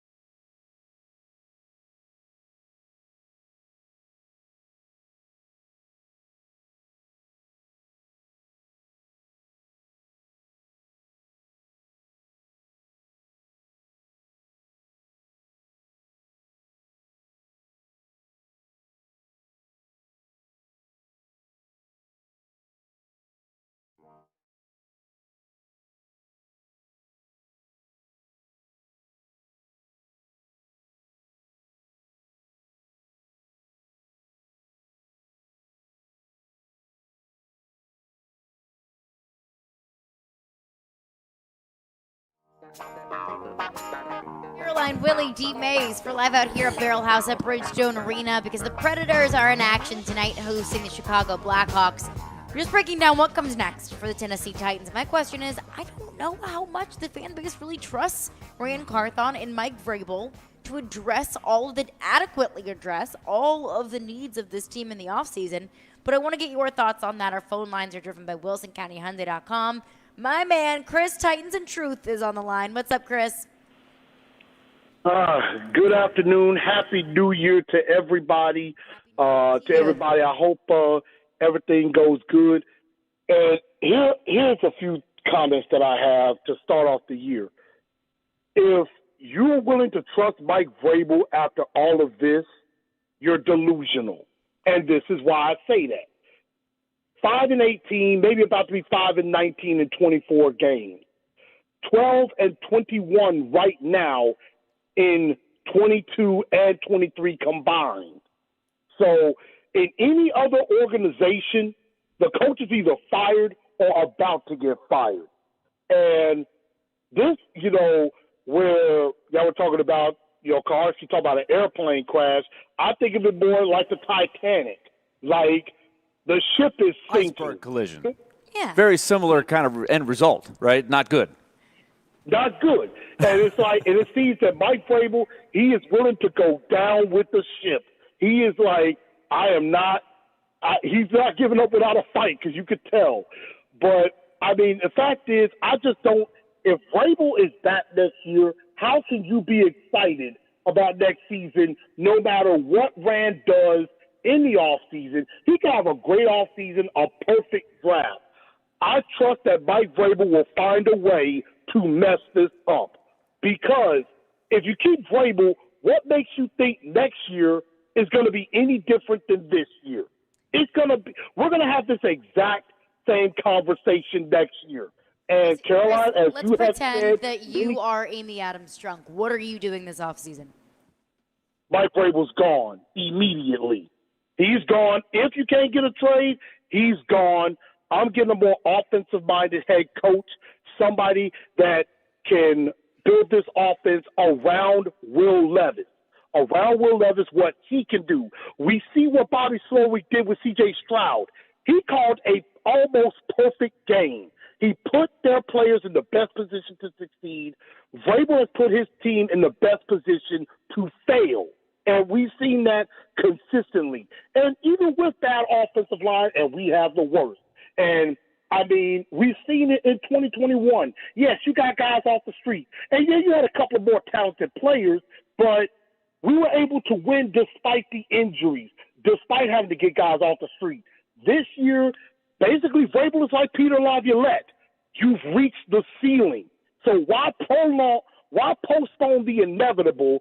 Get a jump now, and you don't want it to be, as you say, Caroline, a year too late, because Will Levis only has 4 years. So this is year one. Going into year two, if you get a new coach, you at least get 2 full seasons before you really got to make a decision on an extension, because Levis is going to get a lot of money. Yeah, but if you go with Chris, Vrabel, appreciate your phone call. Your phone call. All very fair points. Happy New Year to you. We'll chat with you soon. Speaking of Slowick, listen, I'm not advocating for because I think there's some truth into what he was saying. I'm not advocating for Vrabel to be fired, but Slowick will have a head coaching job next year. Probably on somebody's team. He's more of an offensive mind. But the problem you run into if you do indeed, say if you fire Vrabel, well, you got to fire the offensive coordinator too, because if you bring in a guy like Slowick, he's gonna be the guy that's calling the plays. He's gonna bring his own guys in. So you're talking about possibly a overhaul of every coach on the offensive side of the ball. I'm not prescribing in that. I'm not. But if she chooses to do it, then it's her team. Go and do it. But there's going to be there's going to be a lot of questions to answer, not only with just the roster, but with the coaching staff in general. And I'm not pinpointing like Vrabel, but I'm talking about the guys underneath Vrabel as well. I get the point about Laviolette is a good point. There are good coaches that cycle through at a particular spot, are good coaches and then go to another spot and start a new cycle and do really well. But it was the right move at the right time to move on. That is something that is true, I think, in every sport. So I think that's really the essential point with Vrabel, because Rand Carthon just got there. Unless you just think you just made a terrible mistake, which I don't think is the case, then Rand Carthon is going to be there. And then the question would be, does he hire a new coach? But Vrabel kind of had a big hand in bringing him in. So I kind of feel like they were tasked to go through what was going to happen anyway. That's my point. My point, if you don't think of anything else I said, remember this. They should have known when they fired John Robinson that the roster was going to have to turn over pretty heavily at the end of this year, whether they went 5-12 or 12-5. So they should have known right then when they hired Rand Carthon, this is the guy, along with Mike Vrabel, that are going to see this team through the transition and on into new quarterback, new stadium, all of the above. But I do get the Laviolette part. So that to me, and this is a question I've asked weeks ago when they were struggling, does Mike Vrabel want to go through the transition, the rebuild that it's going to take? It's not going to be easy. It's a tall order. So when you say, do you trust these guys? Yeah. Whoever it is, it's a tall order. It won't be easy to fix, not in one offseason. They are low on talent.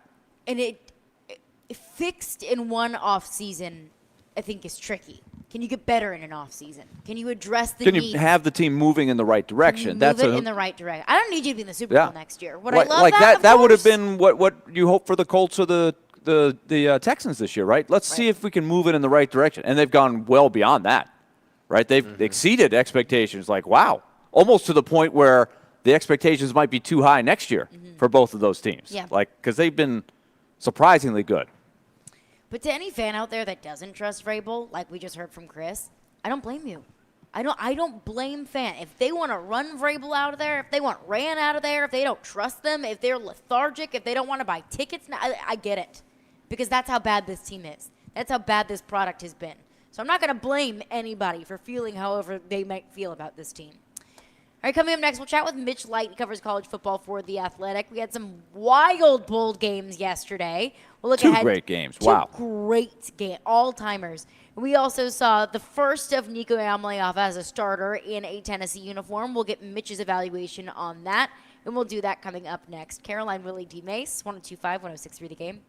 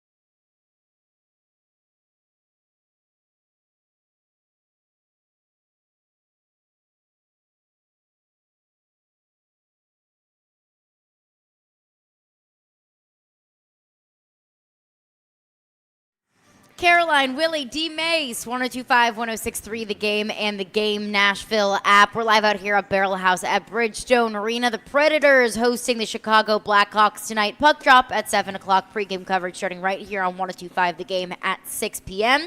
But we had a couple of all-timers in college football yesterday. Alabama, Michigan, Texas, Washington in the college football playoff semifinals. And joining us now to break all of it down is Mitch Light of The Athletic. Mitch, I want to get into your thoughts on the CFP, but first I want to touch on what we saw from the Vols yesterday. Shut out Iowa, that high-powered Iowa offense. But we got to see the first of Nico Amaliava as a starter at Tennessee. What did you make of Nico's start and kind of the subsequent praise that he's been getting after that bowl game? Yeah, I mean, there's a lot to like there. It was just the game was, I'm not going to say predictable because no one thought, well, I guess you could think Tennessee was going to pitch a shutout against Iowa, but like that long drive where Iowa went down and the throw into double coverage, just like everything that Iowa does offensively looks so difficult. And you have to credit Tennessee, of course, for playing well defensively, but with all the issues they had in the secondary, you thought maybe Iowa could get some things done in the passing game. But it's just, and I've watched Iowa enough this year not to be shocked, but that was just brutal. But yeah, no, I was very impressed with Nico. I mean, obviously he's got a live arm, made some really nice throws, some nice throws on the run. And I love a running quarterback. I just think in college football it is very difficult to win unless you've just got an elite team and elite talent all the way around at every position with a guy who can't get out of the pocket and make plays. And it was just, that's not going to be his primary method of moving the ball down the field, but I think that was encouraging to see. He's definitely a good athlete. So, yeah, I mean, it was a very good defense to go against. There's not much not to like there, but, it was one game. It was a bowl game. Obviously, there's going to be bigger challenges next year, but I think just going into the offseason, you couldn't have asked for much more from a confidence standpoint and just good vibes around the offense. Good vibes going into 2024, I think, is totally fair. What Nico is going to be at Tennessee, I don't know, but I think you can at least feel encouraged. But I saw Joe Rexrode put out an article on The Athletic and basically said, we're going to define the Josh Heupel era at Tennessee by the Nico Amaliava era at Tennessee. Do you agree with that? I understand Joe's point, but I think in this day and age, things can change from a personnel standpoint so quickly that I don't necessarily think that's true. I mean, let's just say he struggles next year and then they go to the portal and they get the next Hendon Hooker. And then they have a guy who's just awesome and has 2 great years there. If this were 5-10 years ago and you really you put a lot of stock in the guys you developed and you just swung and missed on a big quarterback recruit, there's plenty of examples we can look at. Look at LSU for years before Joe Burrow. How many times did they miss on quarterback recruits that really hurt their offense? Other than that, Zach Mettenberger year, they didn't get good quarterback play for like a decade. They recruited good quarterbacks. Like if rewind 10 years, LSU, they could have plugged some holes there to the transfer portal. So I guess my point is, it makes perfect sense. If Nico hits, it's a great, positive for Josh Heupel. But I think there's ways around it for some reason it doesn't work out.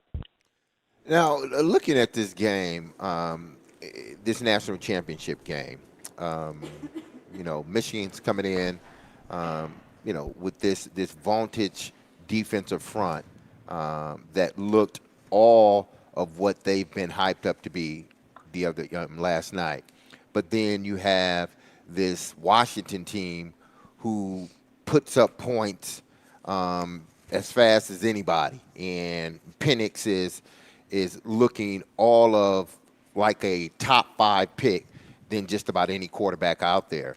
How do you see this game going from this standpoint? Because we've seen this before where you have this high-powered offense going against a staunch defense. We saw it in 11 with Oregon and Auburn. We saw it in 15 with Oregon and Ohio State, I believe. Do you think that Washington can continue to do what they have been doing throughout the season, and more importantly, what they were able to do to Texas? Because, yes, there's a high-powered offense, and we know it. We know Penix is great. But that front seven of Michigan is, they may be the best in the country. Yeah, I do, because I think Penix does such a good job of getting rid of the ball. Like his sack numbers are absurd. Like, I think he leads the country in fewest sacks allowed. Texas is a very good defensive front, too.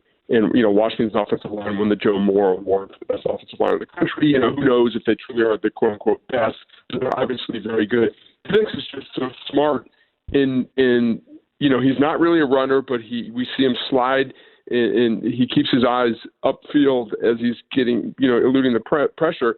And let's be honest, I mean, he's in his 6th year of college. He's good at certain things. Like Jalen Milroe took a lot of sacks. Jalen Milroe was in his first year as a starter. I think that was the difference in the game. Alabama had so many negative plays because of the sacks. That's not going to happen to Washington, or I think is not going to happen to Washington. And the other thing about this offense is they catch everything. I mean, we talk about, these receivers. Part of being receivers, as you know, Derek, being great athletes, separation, running routes. But a lot of it's just catching the darn ball, and they catch the ball every time. I think they had one drop yesterday. And he can spread it around to so many different people. The tight ends are good, too. So I really think Washington has answers for just about everything a defense is going to throw at them. And I think one thing I'm fascinated to watch, slight tangent here going forward, Ryan Grubb is going to get a head coaching opportunity at some point, their offensive coordinator. Nick Saban tried to hire him in the offseason, and Grubb decided to stay at Washington. Kellen DeBoer has already proven himself to be a good offensive coordinator. He was at Indiana, Fresno State. I'm not saying this is all Ryan Grubb, but sometimes you see an assistant leave the head coach and the offense takes a step back. I'm interested to see 2-3 years down the road if Washington can keep this going after Ryan Grubb moves on. So just a little storyline there to watch. I think they're maybe the best offensive coordinator in the country. Now, Mitch, do you think this Washington defense, that front seven, can not stop Corum? Because I think Corum, and I hate to say it, believe me, I hate it even coming out my mouth. Corum's a really good back, strong, powerful back. He can make plays. He's a playmaker. With what Washington wasn't able to do against Texas was able to run the football. Do you think they would be able to contain that Michigan run game? That's going to be, I think, the storyline to watch there because their defense has been fine. I'm looking right now in the Pac-12. They were right in the middle of the pack, 5.66 yards per play allowed. I know you talked about rushing, but the thing about their offense is they have elite players at pretty much every spot. They don't really have that on defense. They've got some good pass rushers. Trice is really good. We saw him have a big game yesterday. And we'll see what happens with the cornerback. I forgot his name, the Oklahoma State kid that got hurt on maybe the last play of the game or the second to last play of the game. So Michigan is going to run the ball. And that just, football, when you can run, it opens things up. And if Michigan's able to run, and that opens some things up for J.J. McCarthy and the play action. I love their tight end, Loveland. I think that's a way they can move the ball. But, I think Washington's also going to score. So, sure, Michigan will move the ball, but I think Washington will have, equal or greater success moving the ball. But that's definitely one of the things to watch in this game. Now, before I pass it to Willie, and this is beside this is off of the national championship game. What do you make of because people are going to say, see what happened to Florida State? That's why they didn't allow them. That's why they chose to take Alabama over Florida State, because Florida State got dismantled in their bowl game. But do you make much of that? Because if you're not playing for a championship, that didn't look like the same Florida State team that we had watched throughout the year. And maybe it could have been just, hey, we're not playing for anything. Guys are not playing. We don't have our starting quarterback, whatever. It could be that, or it could be they made the right choice by not, putting Florida State in that fourth spot. No, I don't put any stock in that game at all. I mean, you look at the opt-outs that they got injuries. They were obviously missing the quarterback, all of their elite players. And the one thing that Florida State was very good this year. Whether or not you think they should make it or not, they were very good, had a great team. But from a roster standpoint, they still don't have the overall, 85-man depth that a Georgia has or Alabama has. I know Georgia had some opt-outs, not at the key positions, but if an Alabama or a Georgia have more opt-outs, they have more roster depth. Florida State's not really there yet from a roster depth, so not only are you missing top players, your 2s and 3s aren't as good as some of the other quote-unquote elite teams there. So I don't put any stock on that. If anything, I'm not saying this, but you could look at Alabama and say, wow, Milroe struggled. That Alabama offense wasn't great. Maybe, maybe Florida State should have gone. So I think you can spin it, basically whatever side of the argument you're on, you can spin it that way. But I put absolutely no stock in that Florida State Georgia game from did the committee do the right thing standpoint. Mitch, this is another one that is just completely hypothetical, but I thought about this as I was watching Alabama, and they really battled, and they did all of the things that allowed them to go from early in the season, a team that we thought may not be up to the standard that we've come to expect for Alabama, to a shot to get to the championship game. I mean, they're right there. They're one stop away maybe on a 4th and 2 from winning that thing. Sure. But I still looked at them, and I didn't see the layers of talent that, say, a Georgia had. I would be really curious to have seen, and Georgia didn't earn it, but I would have liked to have seen how Georgia stacked up with Michigan, if I'm just sitting there as an SEC snob. Sure, no doubt about it. But, I mean, what else are you going to say? Alabama beat Georgia 3 weeks ago or whatever it was, or a month ago. So there's really not much to say other than most people would agree with you that Georgia is a more talented team than Alabama this year, but Alabama won the game that mattered the most when those two teams played. I mean, to your first point, it's clear that this is not a vintage Alabama team. Nick Saban, he said after the game, I've never been more proud of a team and all that, because he knows what he had in September and he knows how they finished. So I think he wasn't BSing us. He literally was, probably surprised and proud of this team. We don't have much to complain about as football fans because we saw 2 great games. I thought going in, all the teams were evenly matched. I picked Alabama and Texas, but, had no idea what was going to happen. Both games went down to the wire there. So it's not like we saw a blowout and like, oh, man, I really wish we saw what Georgia could have done. Like, I think we got what we deserved as fans, and both games were great. Yes, Georgia's probably better, but they lost the game. I don't know if anything came out today, but I was reading about Quinn Ewers as we were watching Arch Manning stand there on the sideline. Yeah. And, Ewers, he had a good game, not a great game. Obviously, Penix stole the show. He played lights out, just an amazing performance. But I noticed that Quinn Ewers has not committed to the draft, nor is he committed to coming back. And then you've got Arch Manning sitting there. You've already had one other quarterback hit the transfer portal from Texas. So this is the day and age we live in here. But what do we think is going to happen there at Texas for quarterbacks? I think both quarterbacks will be back next year. I mean, Quinn Ewers has basically hinted that he's coming back. I saw, a lot of the Texas media that I follow on Twitter said that if he sounded like a guy that's coming back. Arch has basically said he's coming back next year. So I think we will see both those guys at Texas. I kind of on signing day last year, whenever when Arch signed, I made a joke. I think it was on our podcast or something like that. I said, "Look, I can't wait to see Arch starting at Tulane in 2025 or something like that." If it doesn't work out there, go back home. But it's just kidding there. But Arch is clearly looks like a guy who's gone into Texas. Hey, Quinn Ewers has been hurt a lot in his career. So even if Ewers comes back, Arch will probably have his chance at some point. But good to see a guy who's shown some patience there. But I think those guys will be back.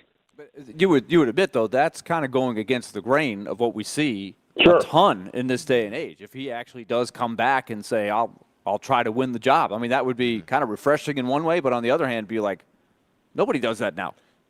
Yeah, I totally agree. I'm thinking, well, it kind of just shows you the family, they understand football and how it works. When he committed there, he knew the roster. They had Quinn Ewers had already transferred from Ohio State, so I get it. But then as I'm saying that, I'm like, well, let's see. Peyton Manning won the job as a freshman. I don't remember Arch. I think I remember was it the Music City Bowl against West Virginia late in his freshman year he came on? If I'm getting my years Eli came in very late. They had, what was it, Romero Miller was the quarterback for a long time. But they did use Eli in the Music City Bowl. And then I guess that was his freshman year. I'm assuming that. Yeah, I think it was. So my point being, hey, the Mannings, they had, they basically started 3 full years plus parts of freshman year for both of them. But, it is a family that gets it. They understand how the game works. And sure, Arch could transfer, but, why do you things change, obviously. But, why go to Texas if you're going to transfer right away because Quinn Ewers is coming back? He could have found a situation that was more advantageous to early playing time. He almost went to Georgia, too.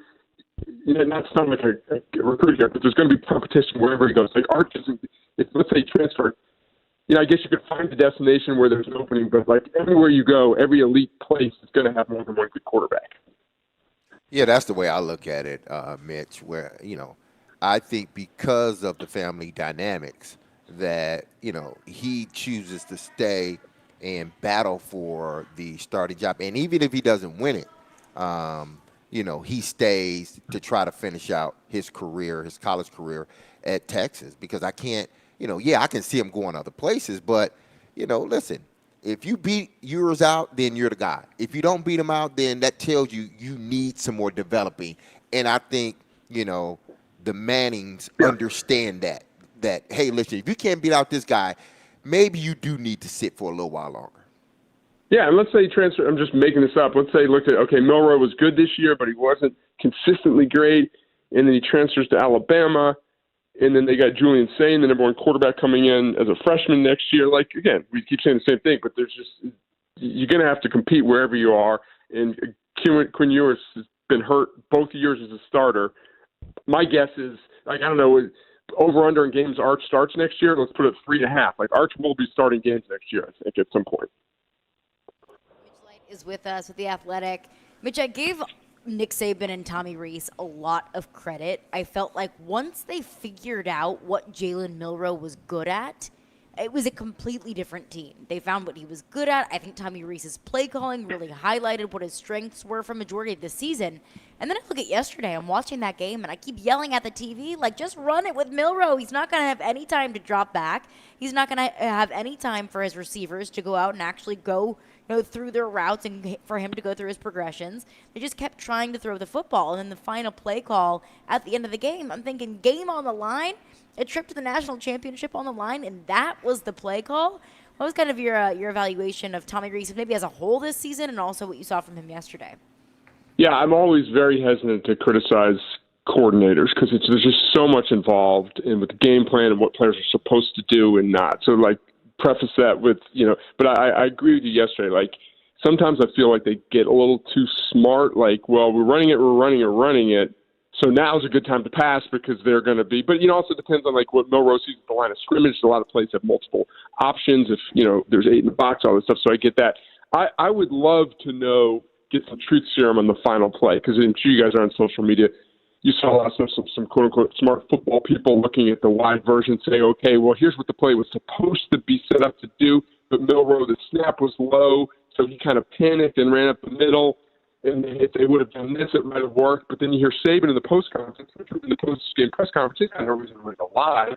He basically said that, they had a play they liked. Michigan made an adjustment, called timeout. Then Alabama had a play they liked, or Alabama called timeout, and they settled on that play, and that was, they thought they had the best chance. So, I don't know how many options there were off that play. But on the surface, yes, it got blown up right away. There wasn't good execution from the snap in the interior of the line, so it's easy to criticize now. I would just love to know what this play was actually supposed to do if that was it.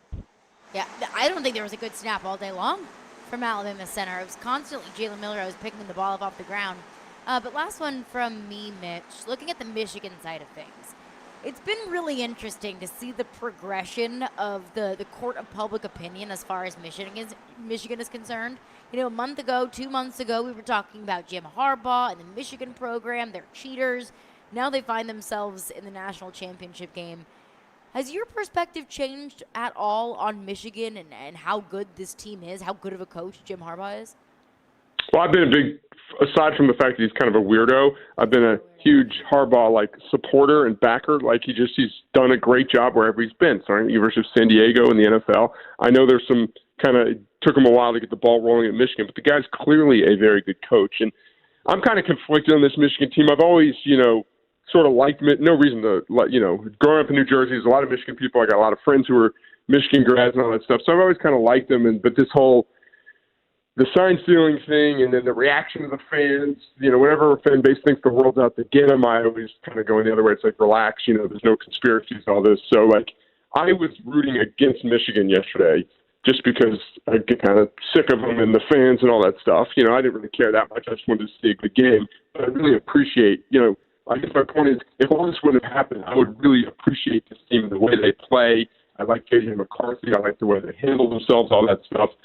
So I think it's a fun team. I think it's good for college football to see some of this new blood and prove that, although I'm a recruiting editor at The Athletic, and that's what I do, that you don't have to like sign 4 straight top 2 classes to win a national or compete for a national championship. So I think it's good for the sport.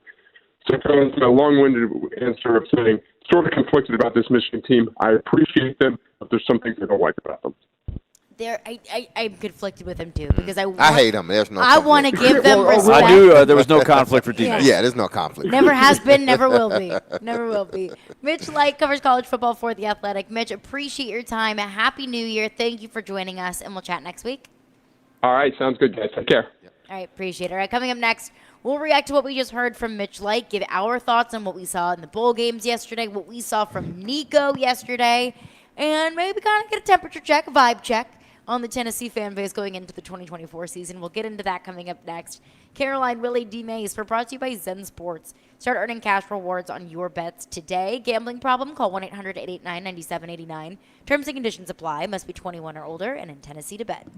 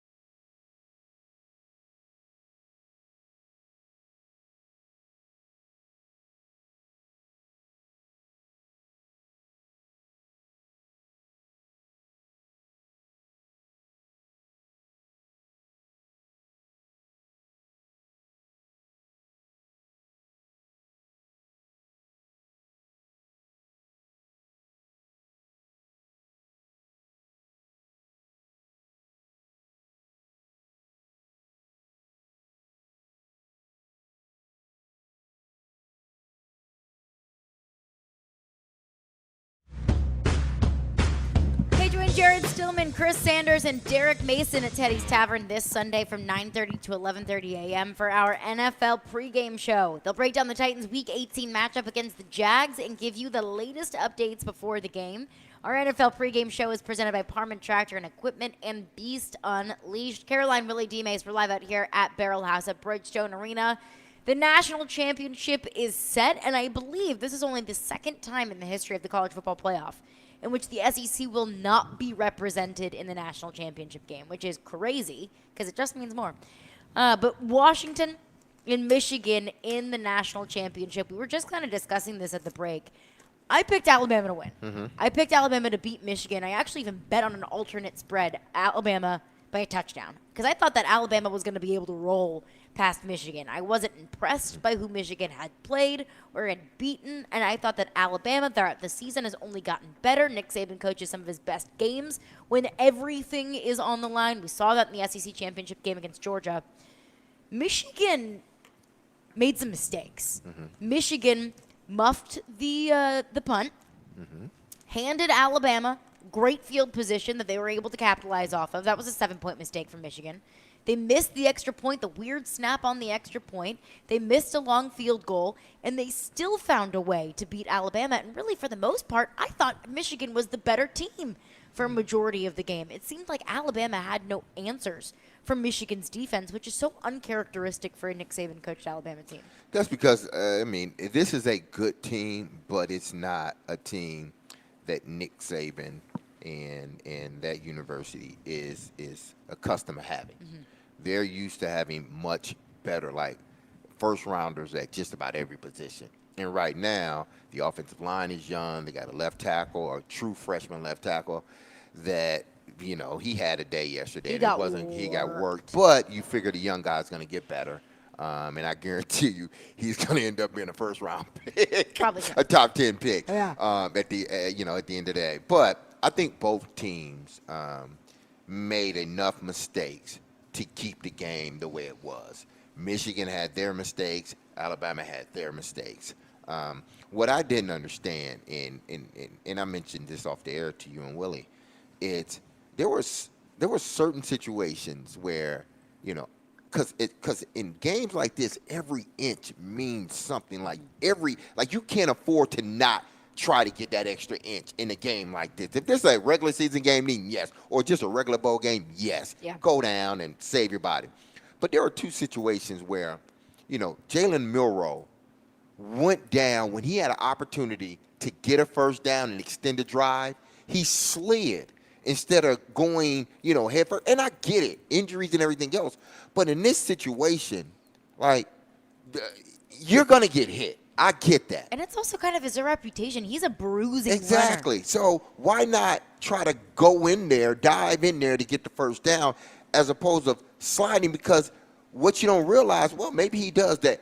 The point in which you start to slide, that's where the ball is placed. It's not placed where you end up or where your butt touches. Yeah. The minute you start that slide, that's where the refs are supposed to put the ball. And on both occasions, there might have been more, but those two were just obvious. Like, I think even an announcer said something, especially on the first one, like, he had an opportunity to go in there and get the first down, but he chose to slide. And now it's 3 and out, and now you're punting the ball back to Michigan. That's what I didn't understand. Like, do you know what you're playing for, Jalen Milroe? Do you know the significance of this game that you're playing in, that every inch matters, and y'all are not good enough to not try to get that inch? Years prior, 3-4 years ago, yeah, go down. I can just turn around and give it to one of my big backs, and my offensive line is probably the best in college football. We're going to get it. They don't have that. But they don't have that right now. Every inch matters. And it just seemed like at certain situations in the game, where, whether it be miscommunication on the defense, not, accounting for Corum coming out of the backfield, when you knew that, listen, y'all playing man-to-man, y'all got to communicate. They didn't communicate. Those are the things that were just uncommon of a Nick Saban coach team. Under the category of little things as well, I was wondering, in the overtime, they get down and it's 4th and goal on the whatever it was, 3 for the last play. And the play before, he throws a really nice dart right to Burton, the good wide receiver that they have, their best guy. And it was interesting because he cramps up. He's fighting to try to push across, and he goes down awkwardly. He tries to get up, and all of a sudden, he's cramped up. Yeah. He got twisted around. But then what was interesting to me is it's a chaotic time, but it gave them a lot of time to think about whatever they wanted to run on the last play. And then it became a lot of mind games. What are we running? Are they calling timeout? But they never got Burton back on the field. I wondered if he got hurt at the end of the game. Could they get enough fluids in him? But that was tough. That was a tough break to not have him because that's their best threat if they were going to throw it. So that influenced what they ran, right? Or just up the gut kind of thing. And how much did the bad snap influence it? Yes. Like how much did they have a designed play and then the bad snap? Because Jalen Miller was picking the ball up off the ground. How much did he kind of panic a little bit and think, well, I know I don't have the time to be able to go through my progressions or for my guys to get open because I just have to pick up the ball and run. Yeah, but there was just no daylight at all by the time he started forward. The offensive lineman got blown back by the defensive end, and he got clipped by his own guy before he even hit the hole. But then you looked from the end zone, it didn't look like he even had a hole, even if that didn't happen. Like, I had a hard time seeing how he was going to get into the end zone there. Well, I just think it was panic by the center because he knows that rush is coming right in his face. There's panic by the center, and then the ball's low. There's panic by the quarterback. So it's sort of like this chain reaction. One guy panics, causes the other guy to panic, and all of a sudden the play that you drew up after a timeout, not drew up, but basically, hey, listen, this is the play we want to run. You went from that to, everything just getting, wiped out because of the center quarterback sort of exchange. One guy, panicked, which caused another guy to panic, which caused the play not to work, to me. So, I mean, and listen, I know Michigan fans are probably listening, no. Michigan played the game they needed to play to win the football game. They showed that they were the better team. It's hard for me to say that, but they showed that they were the better team. Now, I hope they get their ass kicked by Washington. I do hope that, okay? But they were the better team last night against Alabama. I don't prescribe to the whole, Nick Saban being out coach. I don't think that happened. I just think Michigan had the better players. They had the better players, and Alabama had to play a perfect game to me in order to win. And neither team played a perfect game, but the better team ended up winning. I thought when Michigan was down and had to score a touchdown, obviously, but that's where I really thought Alabama was going to get the job done. I thought that they were going to get the one stop. They needed one stop, keep them out of the end zone. And when you have that, you feel like you like your chances, especially against the quarterback. That's the one thing about Michigan. That kid is a battler. He's got the right ingredient, right? He doesn't panic or anything like that. But he's not McCarthy. He's not he's not Penix. He's not anybody like he's. He's so I thought right you for could, that system. Right. He's the right guy for the right team, but I thought that was their chance, right? And then the 4th and 2, again, those little things. A guy slips out of the backfield uncovered. Yeah. And you gave him an easy one there. Where everybody's going, this is it. It's like match point. You get this. It's over. You got it. And you got it easy. That's it not was too easy. Nick Saban's got to be saying, man, we let him off the hook. Exactly. Let him off the hook on that one. And I would be lying if I said I wasn't disappointed that Michigan won that football game. And it's not because I'm cut from the same cloth as you. I'm no Michigan State fan. And it's not because, I'm an SEC person and I wanted to see the SEC represented in the national championship. I just have a hard time seeing teams that cheat get rewarded for it. I agree. That was the discussion in the group of people that watched at our house last night. We were debating because we were talking about the different. There are, in my book, some people will say cheating is cheating. Everybody cheats. Yeah. Right. That was one side of the argument, which is true. But to me, there are different types of cheating. I'm not supposed to know what play you're running. Exactly. Absolutely. And even though Michigan didn't know every play that everybody was running, Michigan tried to learn every play that everybody was running, and they went to great lengths knowing what the rules are, and they did it anyway. So I was definitely rooting against Michigan for that reason and that reason only. And the extent to which Michigan cheated. I mean, everyone's going to try and pick up on signals and patterns whenever they're watching the tape because that's just a competitive advantage. Not every team is dressing up an assistant in opposing team's gear and throwing him on the other sideline and buying him tickets to the Wisconsin-Ohio State game.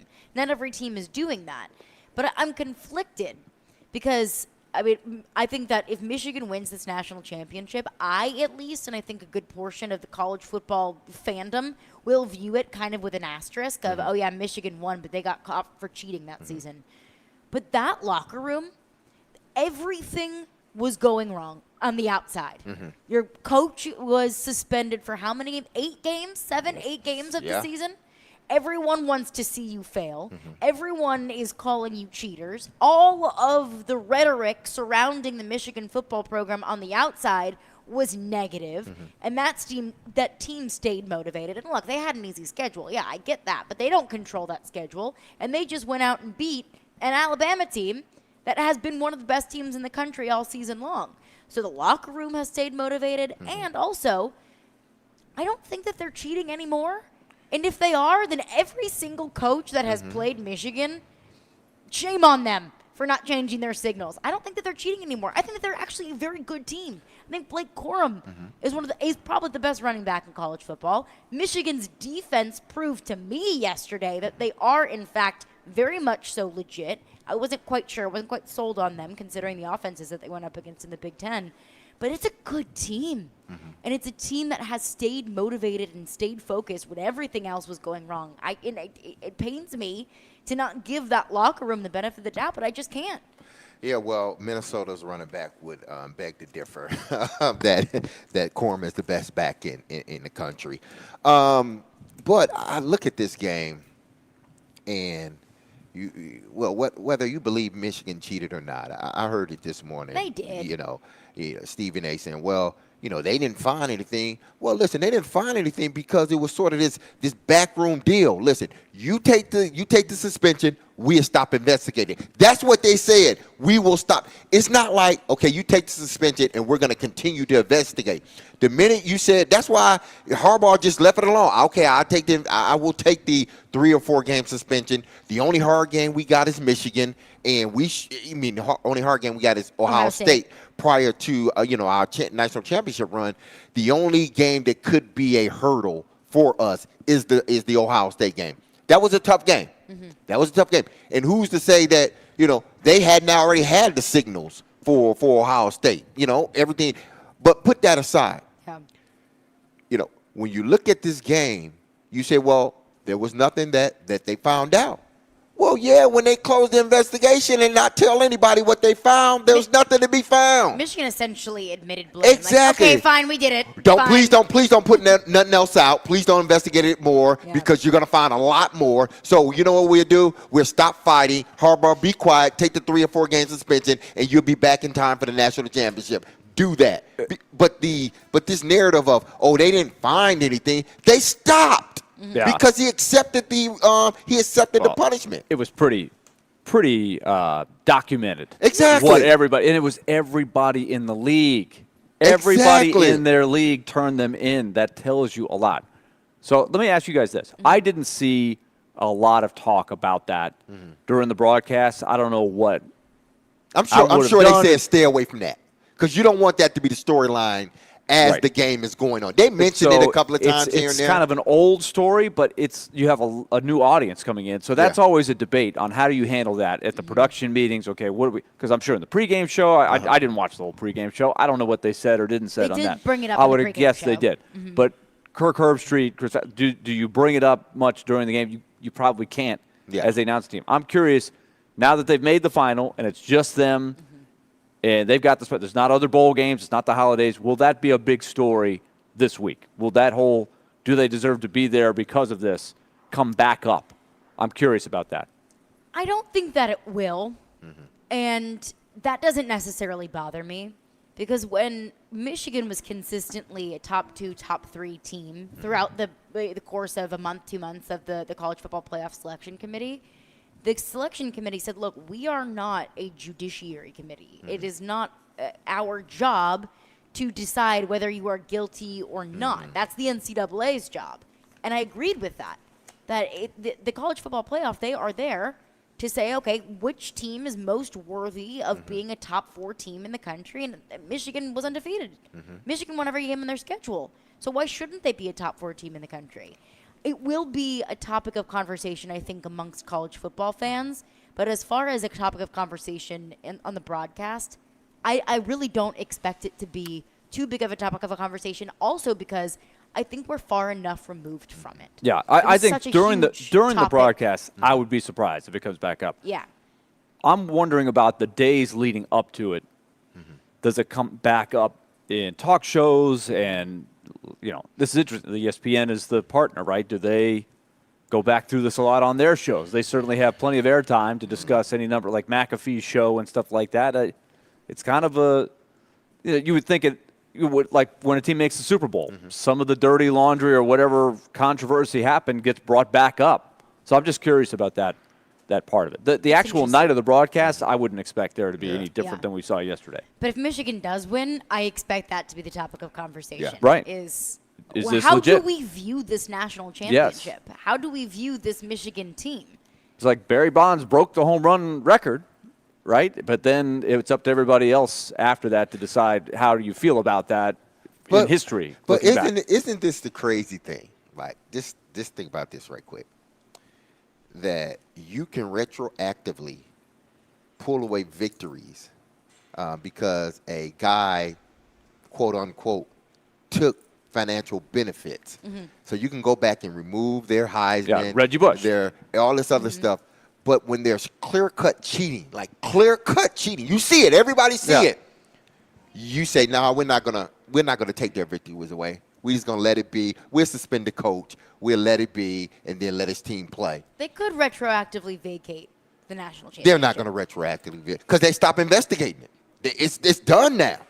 Well, the Big Ten stopped investigating. No, The I think the is NCAA, investigating they're it. still investigating it? Yeah, Okay. as far as I know. So the NCAA, I thought the NCAA But stopped that's a whole too. other thing, though. Yeah. Even if they did, let's say in another couple years, say, well, we're going to vacate the title. What does that really do it? It doesn't I do mean, anything. It does not do anything. especially when you had. Sometimes that's the only choice they have because they didn't have the goods. I felt like they had the goods. They had the goods during the season. The Big Ten should have said you can't play in the Big Ten title game. That's just my opinion. I know Michigan fans will go crazy and everything like that, but that's to me that was their opportunity to say this does not happen. You do not. That was ethically the wrong thing to do. But the Big Ten didn't want to do that. Disregarded the rules. But They didn't why want to do would it. you care about ethics when you could have a team that makes the college football playoff? Exactly, absolutely. You don't care about ethics. Yeah. Because if Michigan beats Ohio State, now you get nobody in. Yeah, true. And now the Big Ten's laughing to the bank because they've got a Big Ten on Big Ten national championship coming up. Yeah. Because that's kind of how I viewed it. Yeah, Big Ten on Big Ten. Washington will be in the Big Ten. It was 2 SEC teams and 2 Big Ten teams in the college football playoff. All right, we'll continue the conversation coming up next. Get back into your phones. Caroline, Willy, D-Mase. Tune in to 94.9 The Fan Thursday night for Vanderbilt women's basketball. The Commodores will be on the road taking on Mississippi State. Tip-off is at 6:30 p.m. and pregame begins at 6:15 p.m. Coverage is also available on the 94.9 The Fan app and at 949thefan.com.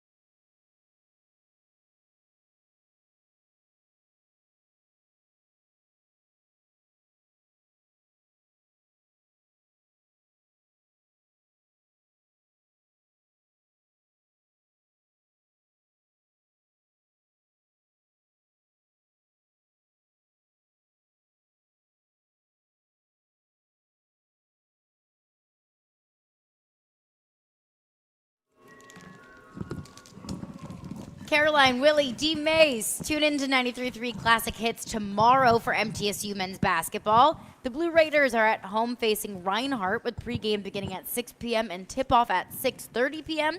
Coverage also available on the 93.3 Classic app and at 93.3classichits.com.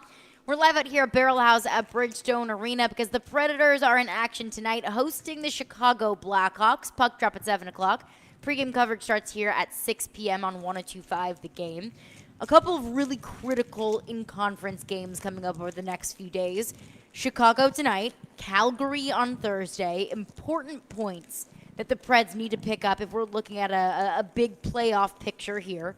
But, Willie, one thing that we were discussing at the break has been UC Saros. 1-3-1 in his last 5. Held on against the Capitals over the weekend, but like we were talking about as we were discussing, the nightmare at the end of the Dallas Stars game, not able to hold on to that one. What's the concern level of UC Saros, and how much can this team pick up the slack in front of him? Well, I would say if you evaluate what they've done, and this is game number 38 for them, and if you look at the analytics as a whole for their goaltending, and Askarov gave him a good lift. That was a great moment for him, great moment for the team, storybook kind of thing to win the shootout, and he stops 2 Russian Hall of Fame kind of guys to do it. That was really cool. Yeah. But let's just take, because Saros is in a slump right now. There's no doubt about it. Or maybe you would call it a mini slump. But he's been kind of streaky. He lost 5 in a row. And we had this conversation that dropped their record as a team to 5-10. You're like, what's going on with Saros? Then he turns around and wins 10 out of 11, and he looks very much like the goalie that, to me, should have been a Vezina finalist last year and got screwed. Yeah. And you thought, okay, well, here he goes. And now we've got this mini slump 1-3-1. So you put it all together, if you look at the numbers of all 3 goalies, they've had basically average goaltending over 38 games. And on one hand, you're saying, well, what's wrong? But on the other hand, you're saying, well, they're getting average goaltending, and yet they're still in the wild card position.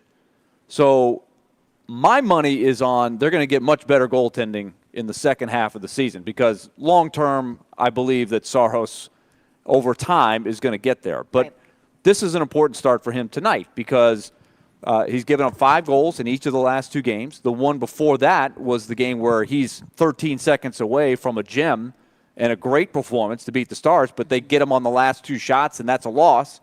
So just trying to get back on the right foot will be important for him because, as you mentioned, they play 8 of the next 9 against the West.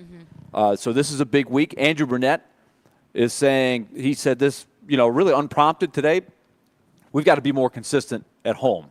He says, we've got to make this a place where people don't want to come in. They know that when they come in here, they're going to face a buzzsaw. It's been a little up and down at home, especially of late. Significantly better on the road.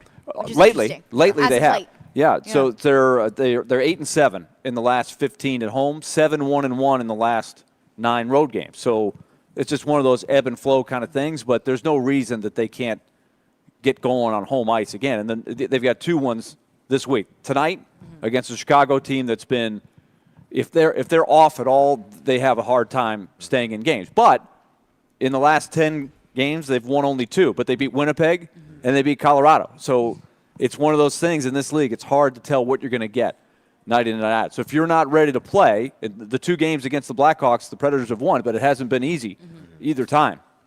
So this will be an important game to set the tone. And then you got a big one against the Flames on Thursday night, a team that's on that bubble like a lot of teams in the West for those wild card spots.